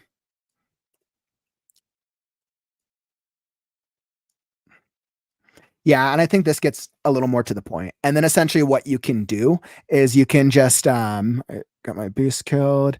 And then like if you want to add to it, then you add more descriptions around the dialogue, around what they're trying to say. And that would be my recommendation. And then essentially what you want to do is you want to do that with each piece of dialogue. And then that way it gives us more, the reader, it gives them a greater opportunity to connect, because sometimes when we have characters who speak too much, it's easy for someone to tune out if they're reading it. And this is a really interesting world. and I don't want people to tune out on your work. This is you have a really interesting character journey, and I want them to I want your readers to be as engaged as possible. So that would be my recommendation. And I think there's opportunities with her overall story. The story she tells is great, but it's just from the dialogue, just cutting down on a wordiness. Let's see, Golden Bezel. That was interesting. Once again, the Golden Bezel was more world development, which was super cool. That day, the moral of the story was great, and I liked what you did with the ending of the story as well. Yeah. So overall, I think that would be my biggest feedback for you, JD. I hope that helped. I hope that was I hope that gave you some considerations as you're like continuing on your story and working on the next draft. Let's see, I do have other published work. You reached at this email address. Perfect. And then I know JD shared that he's currently looking for beta readers. So if there was anyone in the live stream, or if you're watching on the replay and you found that story interesting and you wanted to give it a deeper read, give the reach out to JD. I'm throwing up his website here for more information. I know he's currently looking for beta readers. So there you go. There's that at quanwilliams.com. Awesome. JD, once again, thank you for that. Really appreciate it. Thanks for sending up that excerpt, and I hope that you got some value out of that. All right, so we're going to move right along. So before I get to this part, let me just throw up a tag. All right. So before we hop right into excerpt number 4, I just want to throw up if you've gotten any value out of any of the stories out of the writing sprint today, or any of like the feedback so far, make sure to either like and or follow or subscribe to this channel because I do daily creative writing stuff every single day to help you become a better writer. And additionally, I do these live story reviews, excerpts, critiques every single Saturday. So if you want to get your story read and we run out of time for you today, we'll make sure to message me and we'll get your story queued up for next week. Excellent. So right now we have excerpt number 4. Poetry. This is poetry from Jack Shelton. Awesome. Jack, if you're here, just throw up a comment. Yeah, so throw up a comment and we'll go through your through this poetry. Now I know this. I don't think yours was super long. I was like butter. Okay, perfect. So I don't think yours was super long. And I know in our message, let me see, Jack. I know you shared that working on song lyrics, haven't written in many years, just got looking for feedback. So Jack said, so he shared that he hasn't been writing in many years. He's just getting back into it. First off, Jack, congratulations. Like the fact that you're I'm just going to I need to say this real fast. So the fact that you haven't been writing for a while and you're just getting back into it,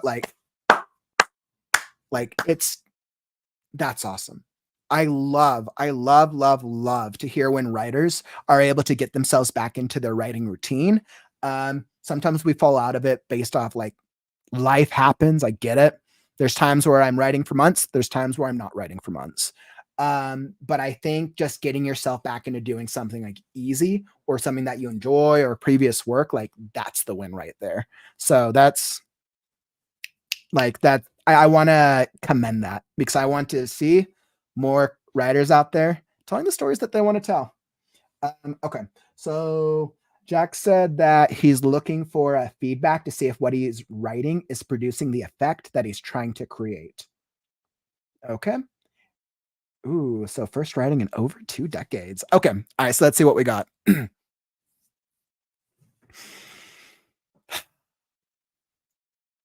Into, let me throw that. All right.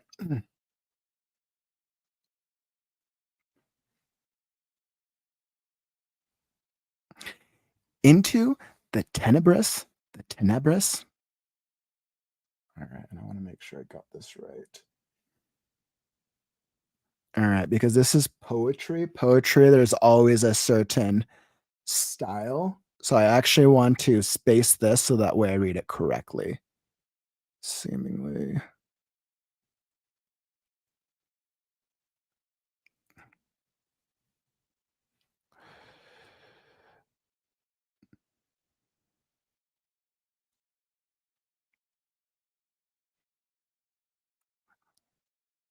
All right, so bear with me just a second. I just want to make sure poetry is very poetry always has a very natural rhythm and cadence to it, and spacing for poetry is so important because I know it is contingent on the rhythm and the tone that you're trying to tell.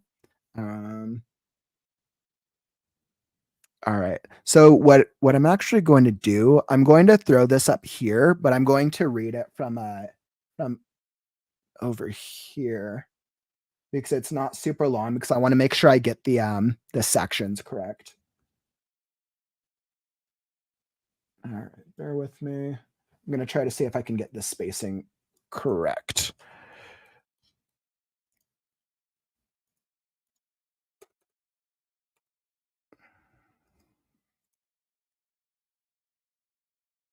Oh, there was all right. JK. All right, so we're just going to do this. We're going to see how it works out. So,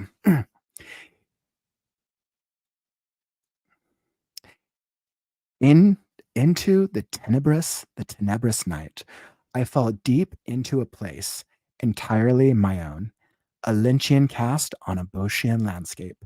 This misfit wayfarer aches to belong, always met by long faded memories,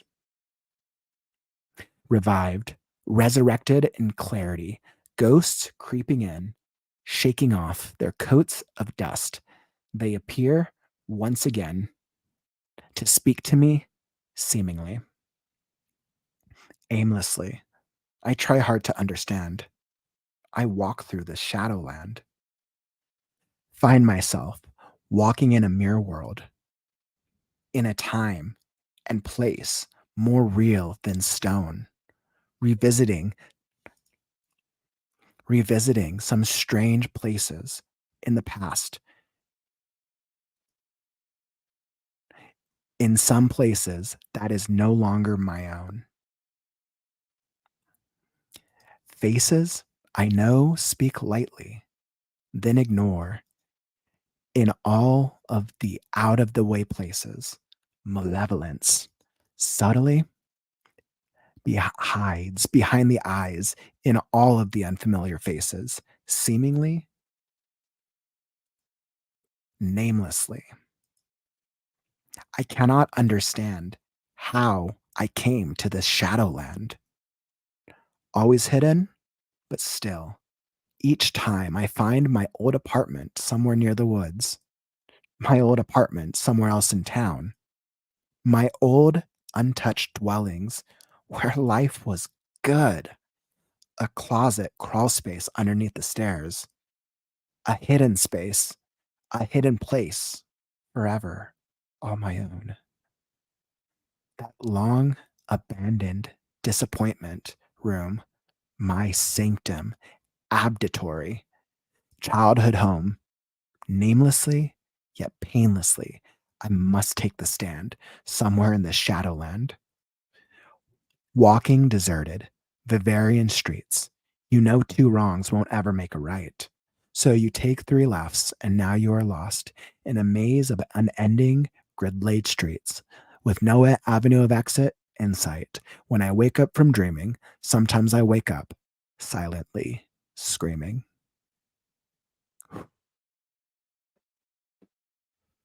Oh wow. Oh my goodness. That was a lot. That was really good. That was really good. That was interesting. That like that ending was really powerful actually. In a maze of unending grid-laid streets with no avenue of exit in sight. When I wake up from dreaming, sometimes I wake up silently screaming. Let's take my stand. I always find poetry so fascinating. And first off, Jack, like really great work. Like, thank you for sharing. It's Poetry is a hard one. Poetry is difficult. I remember like I tried poetry. I've done poetry at different points, and you always have to get a certain it's like a certain rhyme scheme and a certain rhyming structure generally for your poetry to stand out. Um, it's interesting. I fell deep into place. I really like your use of description. I like it's very, very unique. Like this doesn't feel like a poem that I would have seen or read anywhere else. And I think that's actually very well done. I think that's one of the strengths of this. Your use of language is very, very unique. Misfit Wayfarer aches to belong. Like that is the descript that is so good. Always met by long faded memories, revived, resurrected in clarity, ghosts creeping. It's fun. It's almost like it it kind of seems like it's like the overall poem is like the memories of an older character who's almost seems lost, or they're kind of like trying to revisit this. I don't know if it's necessarily childhood, but to revisit an earlier place because they touch upon their apartment. A lot of this is there's a lot of really good description. Oh my god, I love the description. Like don't change the description. That's great. I would say, let's see. And I remember you asked, you wanted to see how it made us feel, that see what is Ryan producing the effect you're trying to create. So the overall effect it created for me, it was a little reminiscent. Like I kind of got like this kind of, it was like moodily, reminiscently um curious. That's kind of the vibe that it gave me. If you're in the live stream right now, how did it make you feel? That's kind of interesting. Drop a comment below. I'm interesting. So it's kind of like it feels like it's a character who's kind of looking back on, I don't know if it's their life, but it's kind of like looking back on, yeah, it was their childhood home. Is looking back on this like portion of their life. Like they're just returning to an era that maybe they grew up in.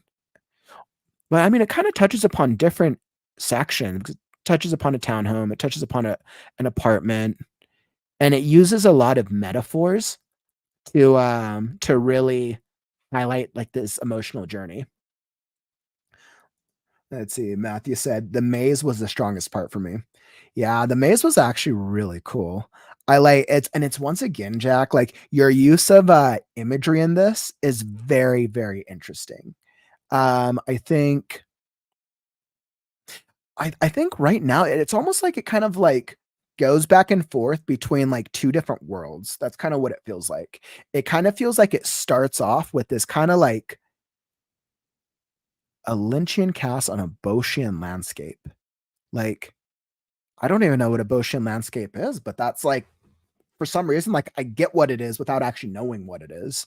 Um, it feels like that from like a structural standpoint, it kind of like starts off in like this like a fantastical dark world of like ghosts, ghost memory, thought, and I like that. Like it's because your use of words like Shadowland, like that's interesting. And but I think the way you're using it is more like in a metaphorical sense. And then a lot of the center of this poem is a lot more touching on kind of like how you're seeing these places and how they're reminding the character of the past. Malevolence subtly hides behind the eyes. Like that's a great quote. Malevolence subtly hides behind the eyes. What a great description of how to show malevolence. Let's see, drawing images from the movies of David Lynch. Yes. And paintings of Hieronymus Bosch. That makes sense. Yep. David Lynch. That actually makes more sense now. I said mistake trying to find an old apartment somewhere near the woods. Yeah, untouched. Disappointment room. Sanctum.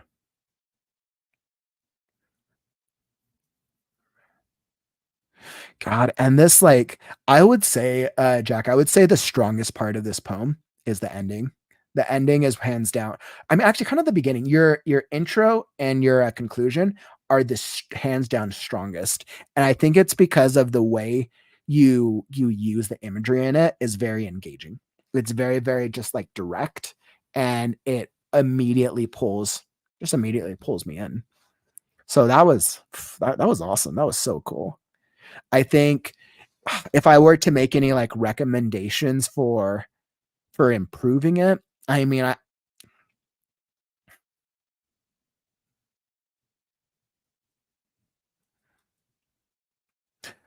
I think I might touch upon some of the.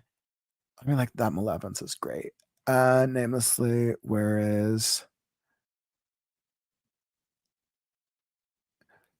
So I think the middle section, when you touch upon the home, when you touch upon his home and looking in the back, I think if there was anything that I would adjust about the piece, I would either add, or actually there's two things. So I would either add or adjust some of the language so it matches things like go, so it matches things like Boschian landscape. So it matches mirror world, shadowland. Because I don't think I get that as much in the center. Malevolence is cool. It's like malevolence does work. I think I just want a little more of that. So I'm getting that on every other line. And I think that would be actually really awesome. I mean, you use Shadowland here, but I think it's because the description, things like apartment, woods, things like woods, apartment. I'm seeing if there's any other ones that stand out. Those words kind of bring it back to more of like a reality focused standpoint. So I would almost use like different words for apartment or woods that make it still feel in line, with like Shadowlands. Like that's, and I think that would just fine tune it. But once again, like my opinion on that part's entirely subjective. And then another recommendation, the rhyming scheme. This, in a maze of unending grid-laid streets with no avenue of exit in sight, when I wake up from dreaming, sometimes I wake up silently screaming.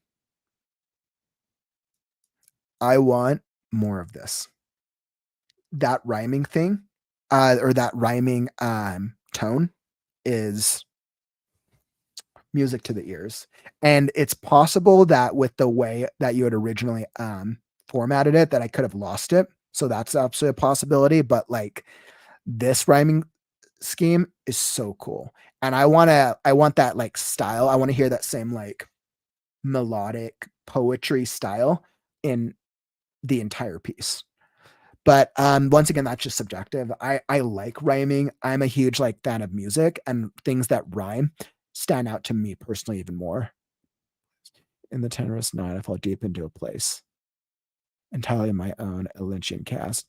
Into the tenebrous night, I fall deep into a place entirely my own, a Lynchian cast on a Boschian landscape. So it's just interesting. But yeah, those would be my recommendations. Yeah, that's all I got for you. It's Thank you for sharing. I hope that helped a little bit, and like keep up the great poetry.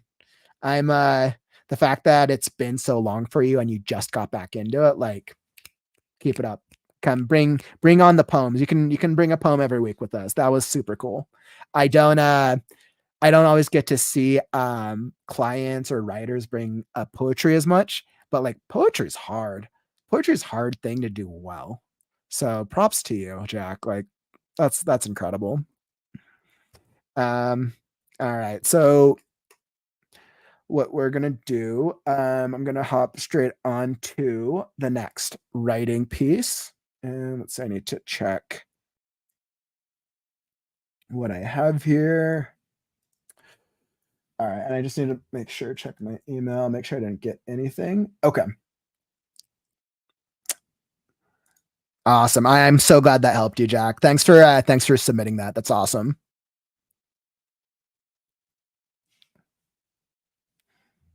Perfect. And then we're moving right on to Matthew Kostmayer. Hope I said that right.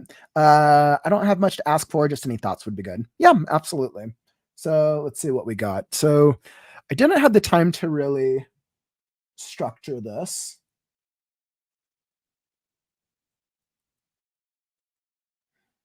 Yeah, because you sign it as a Word document. Probably what I'll do in future streams, because I'm doing this every Saturday. I'm still trying to refine my process. I think I'm probably going to find a better way to get the formatting right on the spot. So I'm going to kind of look up some best practices. So that way I don't deal with formatting. I like to move it into a word processor. So that way I can highlight as I go. And it makes it easier for me to be able to adjust and keep reading. Not only that, I've also made it the font much bigger so that way everyone can go along with it as it sees. But copy paste is not our friend. Okay, so I'm going to try to see if I can try copying this one more time. And if it will make it easier on our eyes.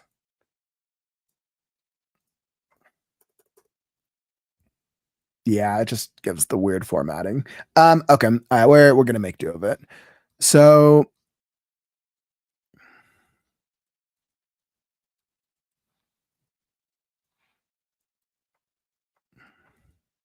all right, Matthew. So go to the PDF and zoom in. Yeah, I thought about doing that. It just makes it, let's see.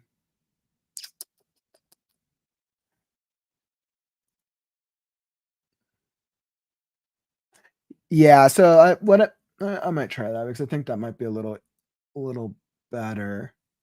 I'm just gonna see if it lets me pull it up right now, and that way it'll be easier to read this. And it's more like I can see it fine, but it's more like I want anybody who's watching on the live stream or the replay to be able to read it as well if you want to check it out.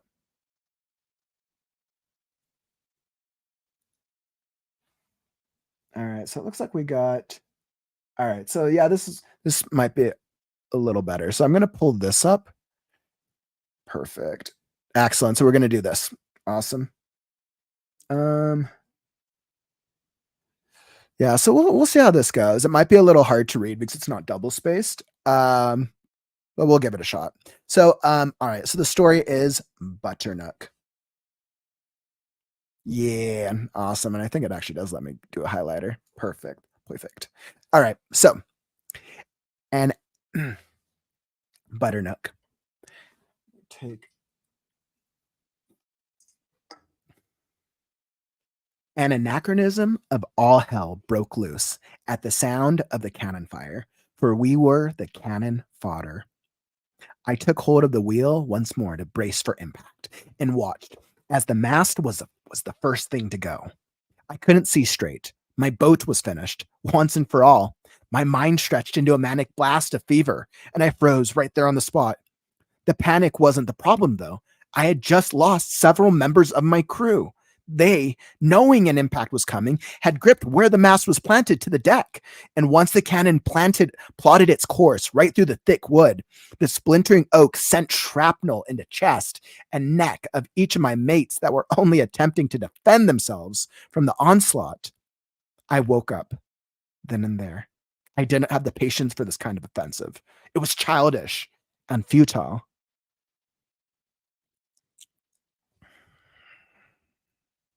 If they wanted to destroy my boat, I would take theirs. That was that. With what little momentum I had at that moment, I steered the ship closer to the predator and drew my sword. The mates that still stood saw my draw and did the same. We would fight to the bloody death if it was the last thing we would ever do. As the ship cracked into the other, swords began to clash. I faltered in my step and fell into the ocean as I attempted to jump over. Utterly humiliated, I dove down and swam to the back of the predatory ship and found the netting to which I could climb. The water, misty and warm, felt like home against my skin. The adrenaline,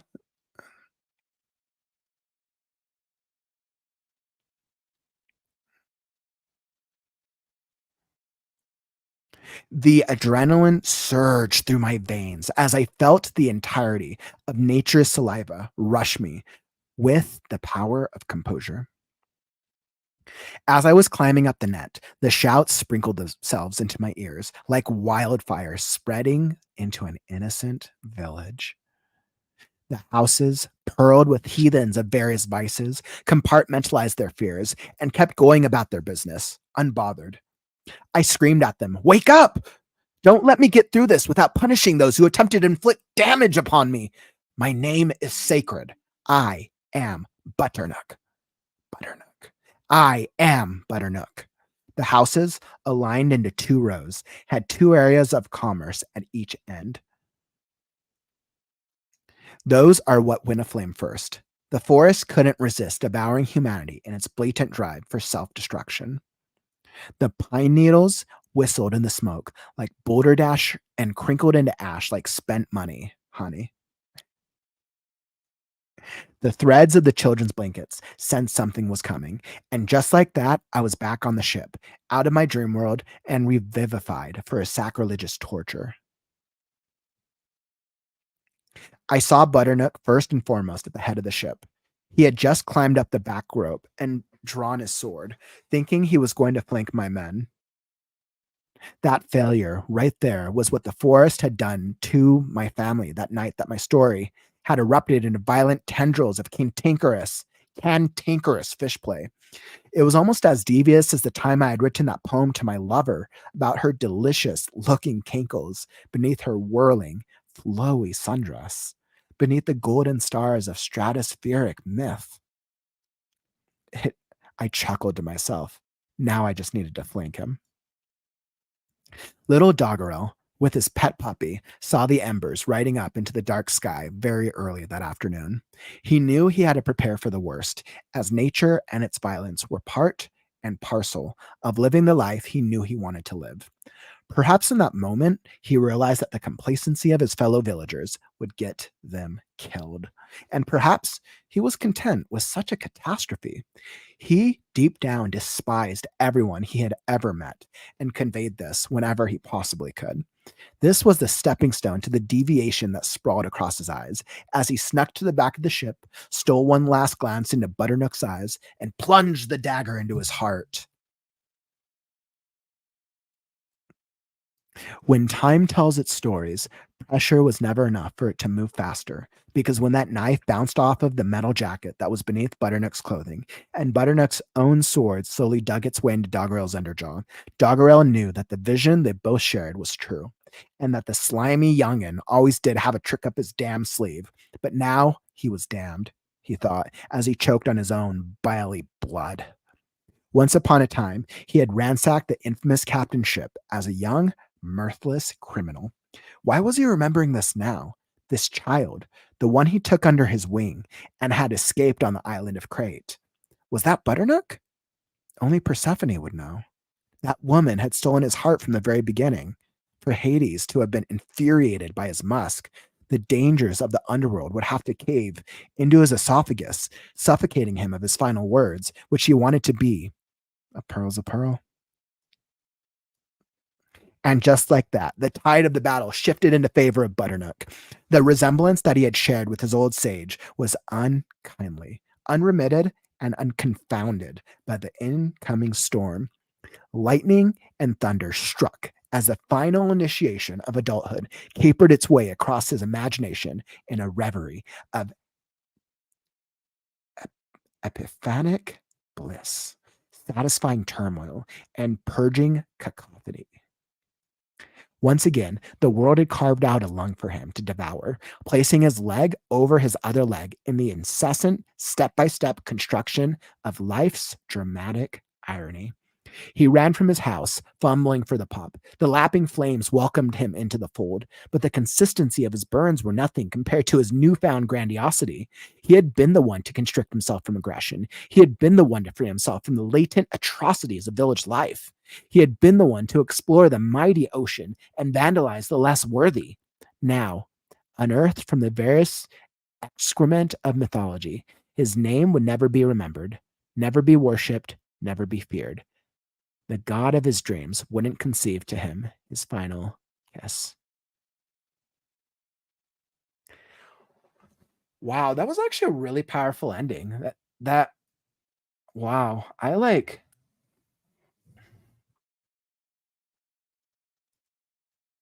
wow, that definitely made me think. Like first off, Matthew, that was like really great work on a cool story. I I love Greek mythology, and I think because I didn't start seeing, like, the Greek mythological references until the back end of the story, I think that even, like, started drawing me in more.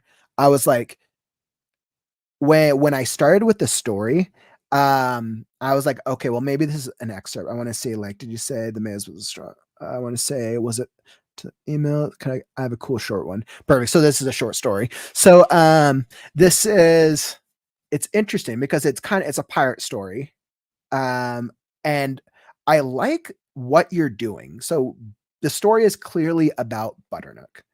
Butternook is such an extremely interesting name. Let's see, you're an amazing reader. Oh, thank you so much. I appreciate that. Ooh, I try. Too many years of acting and perfect emphasis. Thank you. Thank you. I get really into the reading and the storytelling. I have too much fun with it. I can read all your stories all day, every day. Um, but I think what I really liked about this was that Butternook is like, what kind of name is Butternook? It I think one person could hear the name and could hear it as being like super funny, and another person could be like, "Oh, it's a dramatic character," and I think that's what you're going for. I think the the hook of this short story is the name, is this character, because it's such a distinct name, and I think it works, and I think it's actually done well. I think there's some things that you can fine tune to make it a little stronger. Something that I love that you do, you use very descriptive adjectives and some very interesting not similes, but you use some very interesting descriptions to show what's going on with the action. Um let's see. I think there's a couple moments. Let's go through it. So this starts off with the ship. That's clear. The panic wasn't the problem. I just lost several. Like that's super clear. And I think this starts off the action very, very well. I didn't have the patience for this kind of offensive. It was childish and futile. So like this is cool, right? So we start off with the pirate story. Like, okay, I'm like, this is a pirate story. So like that's what I was going for. I might all like because all right, okay, let me think about it because I'm thinking about the Greek mythological portion about it, and you kind of use that Greek mythological as kind of like the what's that? That's like the big reveal. Or maybe it's kind of like the big reveal of the story because I'm like, oh, it's actually about him wanting to be known as another Greek mythological figure. You know, Hades, we know Persephone, we know those characters, but nobody knows Butternook. And I think that's actually really cool. And I don't know if that's been done before, a Greek mythological character that's been forgotten. I think Cannon Fire. So some sort of pirate. He has kind of a mature sense.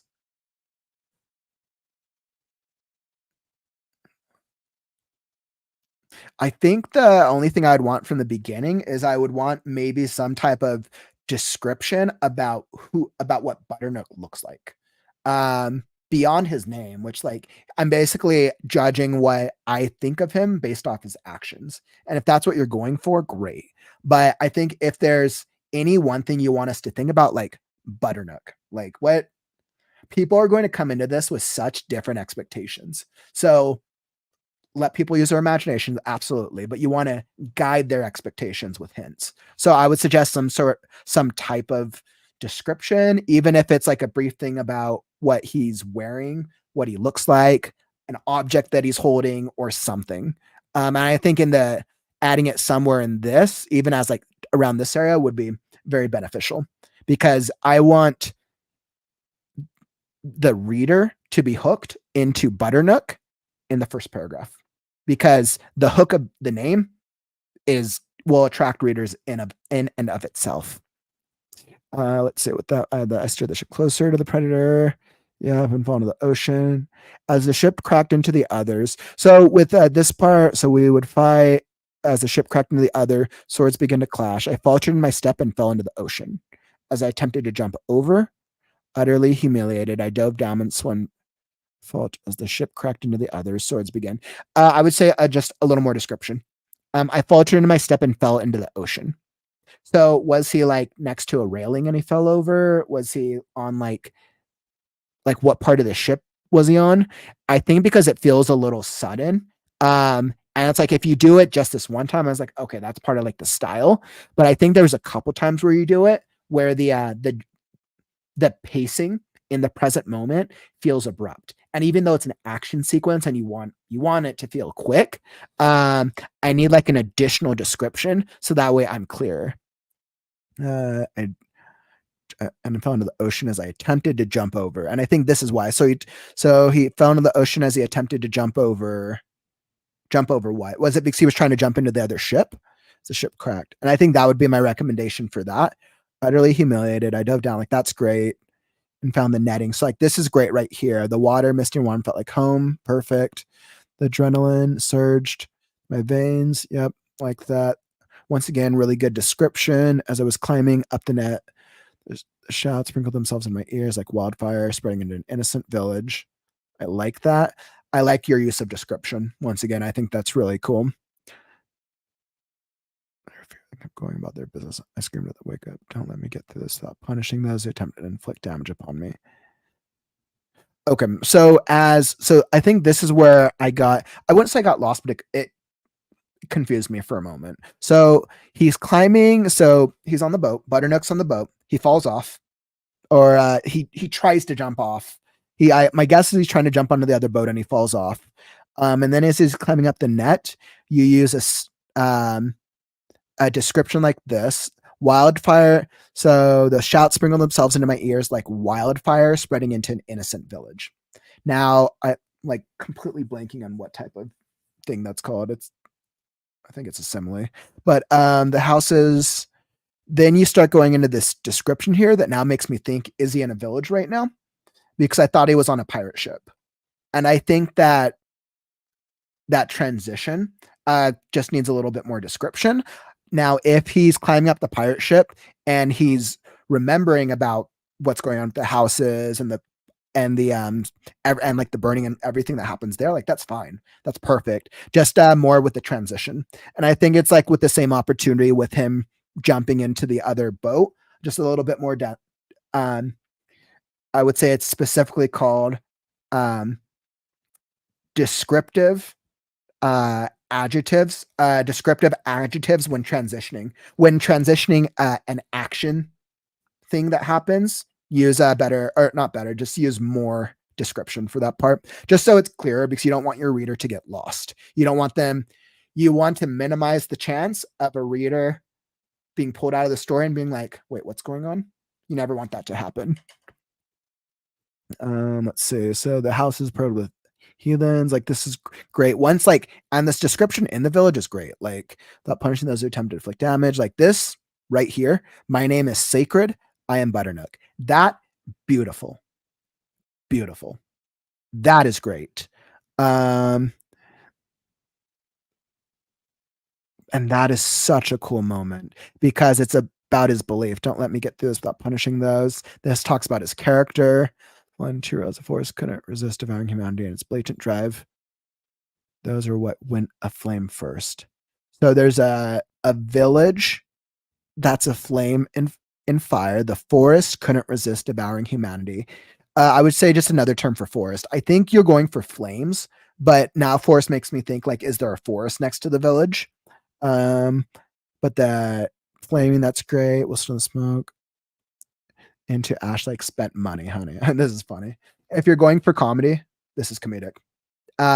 If you're not going for comedy, adjust. The pine needles whistle in the smoke. And it's specifically because it's a rhyming scheme. And I haven't gotten a rhyming scheme like that previously, but if that was your intention, keep it up. The threads of the child's blanket, since I was kind, just like that. I was back on the ship out of my dream world. So I was back on the ship out of my dream world and revivified for sacrilegious torture. Okay, that's what I thought. So it was a dream world. That makes sense. So it just needs a better transition that it's a dream. As I was climbing, As I was climbing up the net, the shouts sprinkled themselves into my ears like wildfire. So I would essentially stop the sentence there. I would stop the sentence after wildflower, and then start a new paragraph or start a new description on how it reminds him of, or how it transitions him into thinking or something, so it's clear that it is. Then it makes it less likely for the reader to get pulled out of the story. I saw Butternook first and foremost, the head of the ship. So, and then this is out of my, and now this is a jump. So this is a change in character point of view, which is fine. And maybe you had this here. I would just use, let me see if it will let me type. No, it won't. So I would just use an asterisk, or like type like a couple asterisks or a line here to distinguish or differentiate that you're changing characters. So that would be my recommendation. I saw Butternook first because so far we've been with Butternook here for the first 2 pages. But that's just a personal thing. I think it makes it easier for the reader to be like, oh, same thing, but now it's the other character that's we're looking at. Out of the ship, you just climbed up the back rope. Yep. So now we're seeing that failure must ride up to the vine tendrils.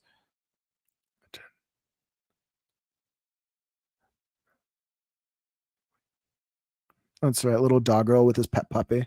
The embers riding up into the dark. And once again, your naming is so cool. Your choice of names, so much fun. Like I love your names for both these characters, Doggerel and Butternook.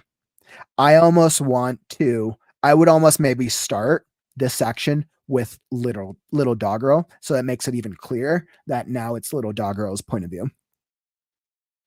For the worst of nature.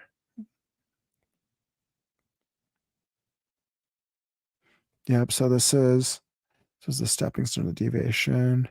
Must glance under Butternook's and plunge the dagger. So stepping stone. Yep. So that action is good. This is the core, technically climax of the story right here. When time tells its story, pressure's never enough. Yep, this was good. I knew that the vision they both shared was true. This is good. I liked that. Once upon a time, he had ransacked.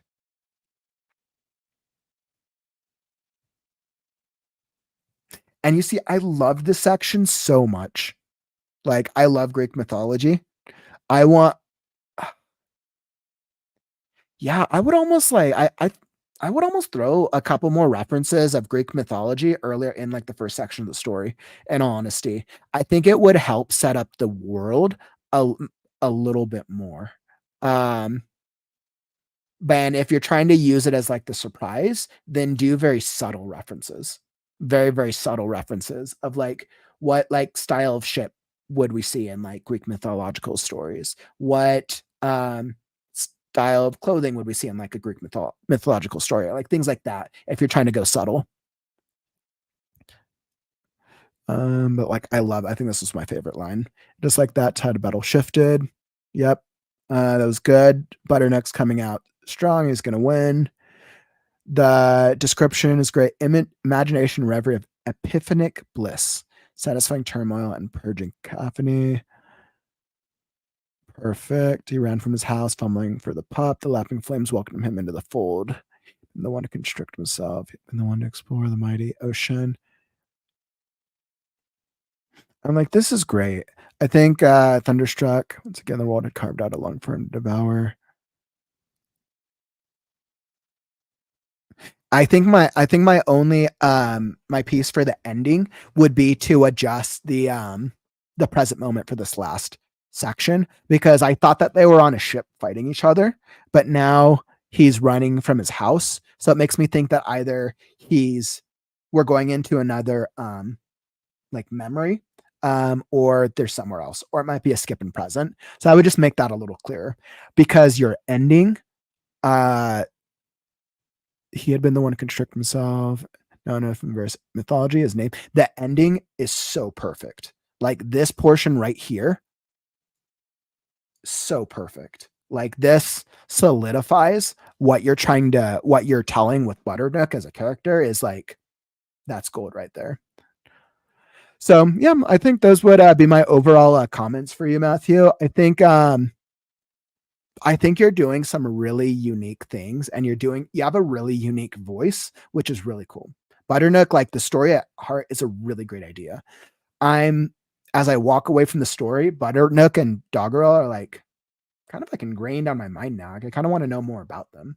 And I think fine tuning your descriptions of transitionary actions and better refining where is the present moment will help to just clarify some of the questions that came to mind. Let's see. Thank you for of course, of course.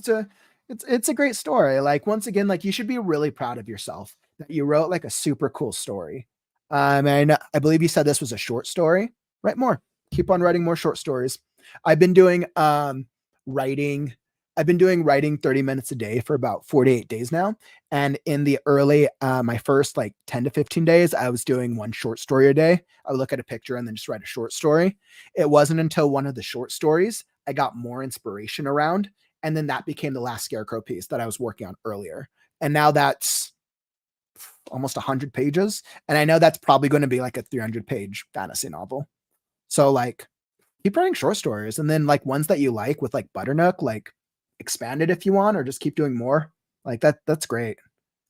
Butternook is my favorite character that I've ever. Yeah, excellent. Great transition. Matthew, you read my mind, which was leading me to our question of the day. Who is your favorite character that you have ever created?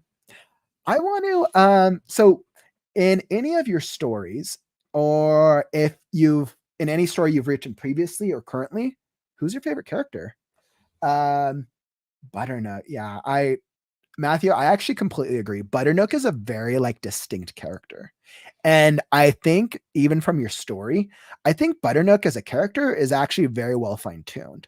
I don't think the character development in your short story is the issue with it. I think your opportunity is more a structural and a technical from a technical perspective. The characters are like really cool. I would love to see like a larger story about Butternook, or like even it makes me think like it would be like yeah, it just makes me think like it could almost be like a Greek mythological story about a character who wants to be remembered, who has a very distinct perception of the world, but isn't, despite everything he does, he's never remembered. He's no Hades. He's no Persephone. He's no Zeus, but Butternook. Like that, I think that's cool. Yeah, the idea of a lost myth. I know, right? I like love that idea so much. The lost myth. And like if you write more short stories that are in like the same style, like maybe like what if you wrote like a series of like the lost myths, and you could totally turn that into an anthology, but then have it like leading with the Butternook story, or leading with the other like Greek mythological heroes who like go on these journeys or have these moments where they seem like they're Greek mythological heroes, but for some reason or another, they're never remembered. Whether that's because nobody was left alive to tell the story because of who they were or whatever. But that's actually a cool idea. I like, it's been a while since I'd gone through Greek mythology, but like I absolutely love that. I would say my favorite character was, from me, I think because it's the story I'm writing, my favorite character is the last Scarecrow right now, because I've gone through so much just development and character development with them. It's like, who doesn't love like is like a character who like is a scarecrow who's woken up in a world where creatures are forgetting everything, and he's going across this land, and I'm adding more like quirks to him as it goes, and I'm having a lot of fun developing him. So yeah, once again, Matthew, like thank you again for joining. Thank you again for sharing. I think that was great. Um, let's see.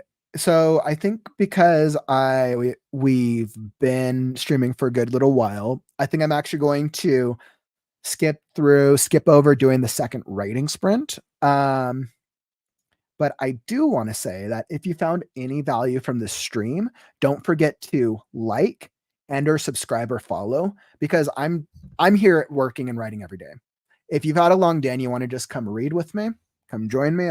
I'll be here. If you want to come write with me, I'll be your accountability partner.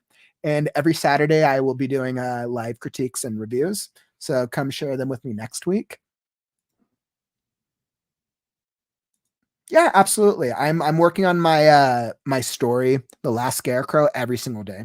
So if you want to come read along with me ever, I will be I stream daily. I usually post my schedule from on my YouTube channel. So you just check my YouTube channel banner and subscribe, and that way you'll know when I come out with new stuff. Let me throw up my banner for tomorrow. Tomorrow I'll be up at 3 p.m. Mountain Standard Time, same time as well, if you want to come join me tomorrow. But yeah, there's that. And perfect. So once again, thank you. I'm going to hop off for the stream, but this has been absolutely phenomenal. Thank you for sharing. Thank you for joining. And thank you for just involving yourself in the conversation. If you're watching this on the replay, I'm going to piece together the parts with the most creative writing value to help you become a better writer. All right. I'm Kauffman, and I will catch you on the morrow.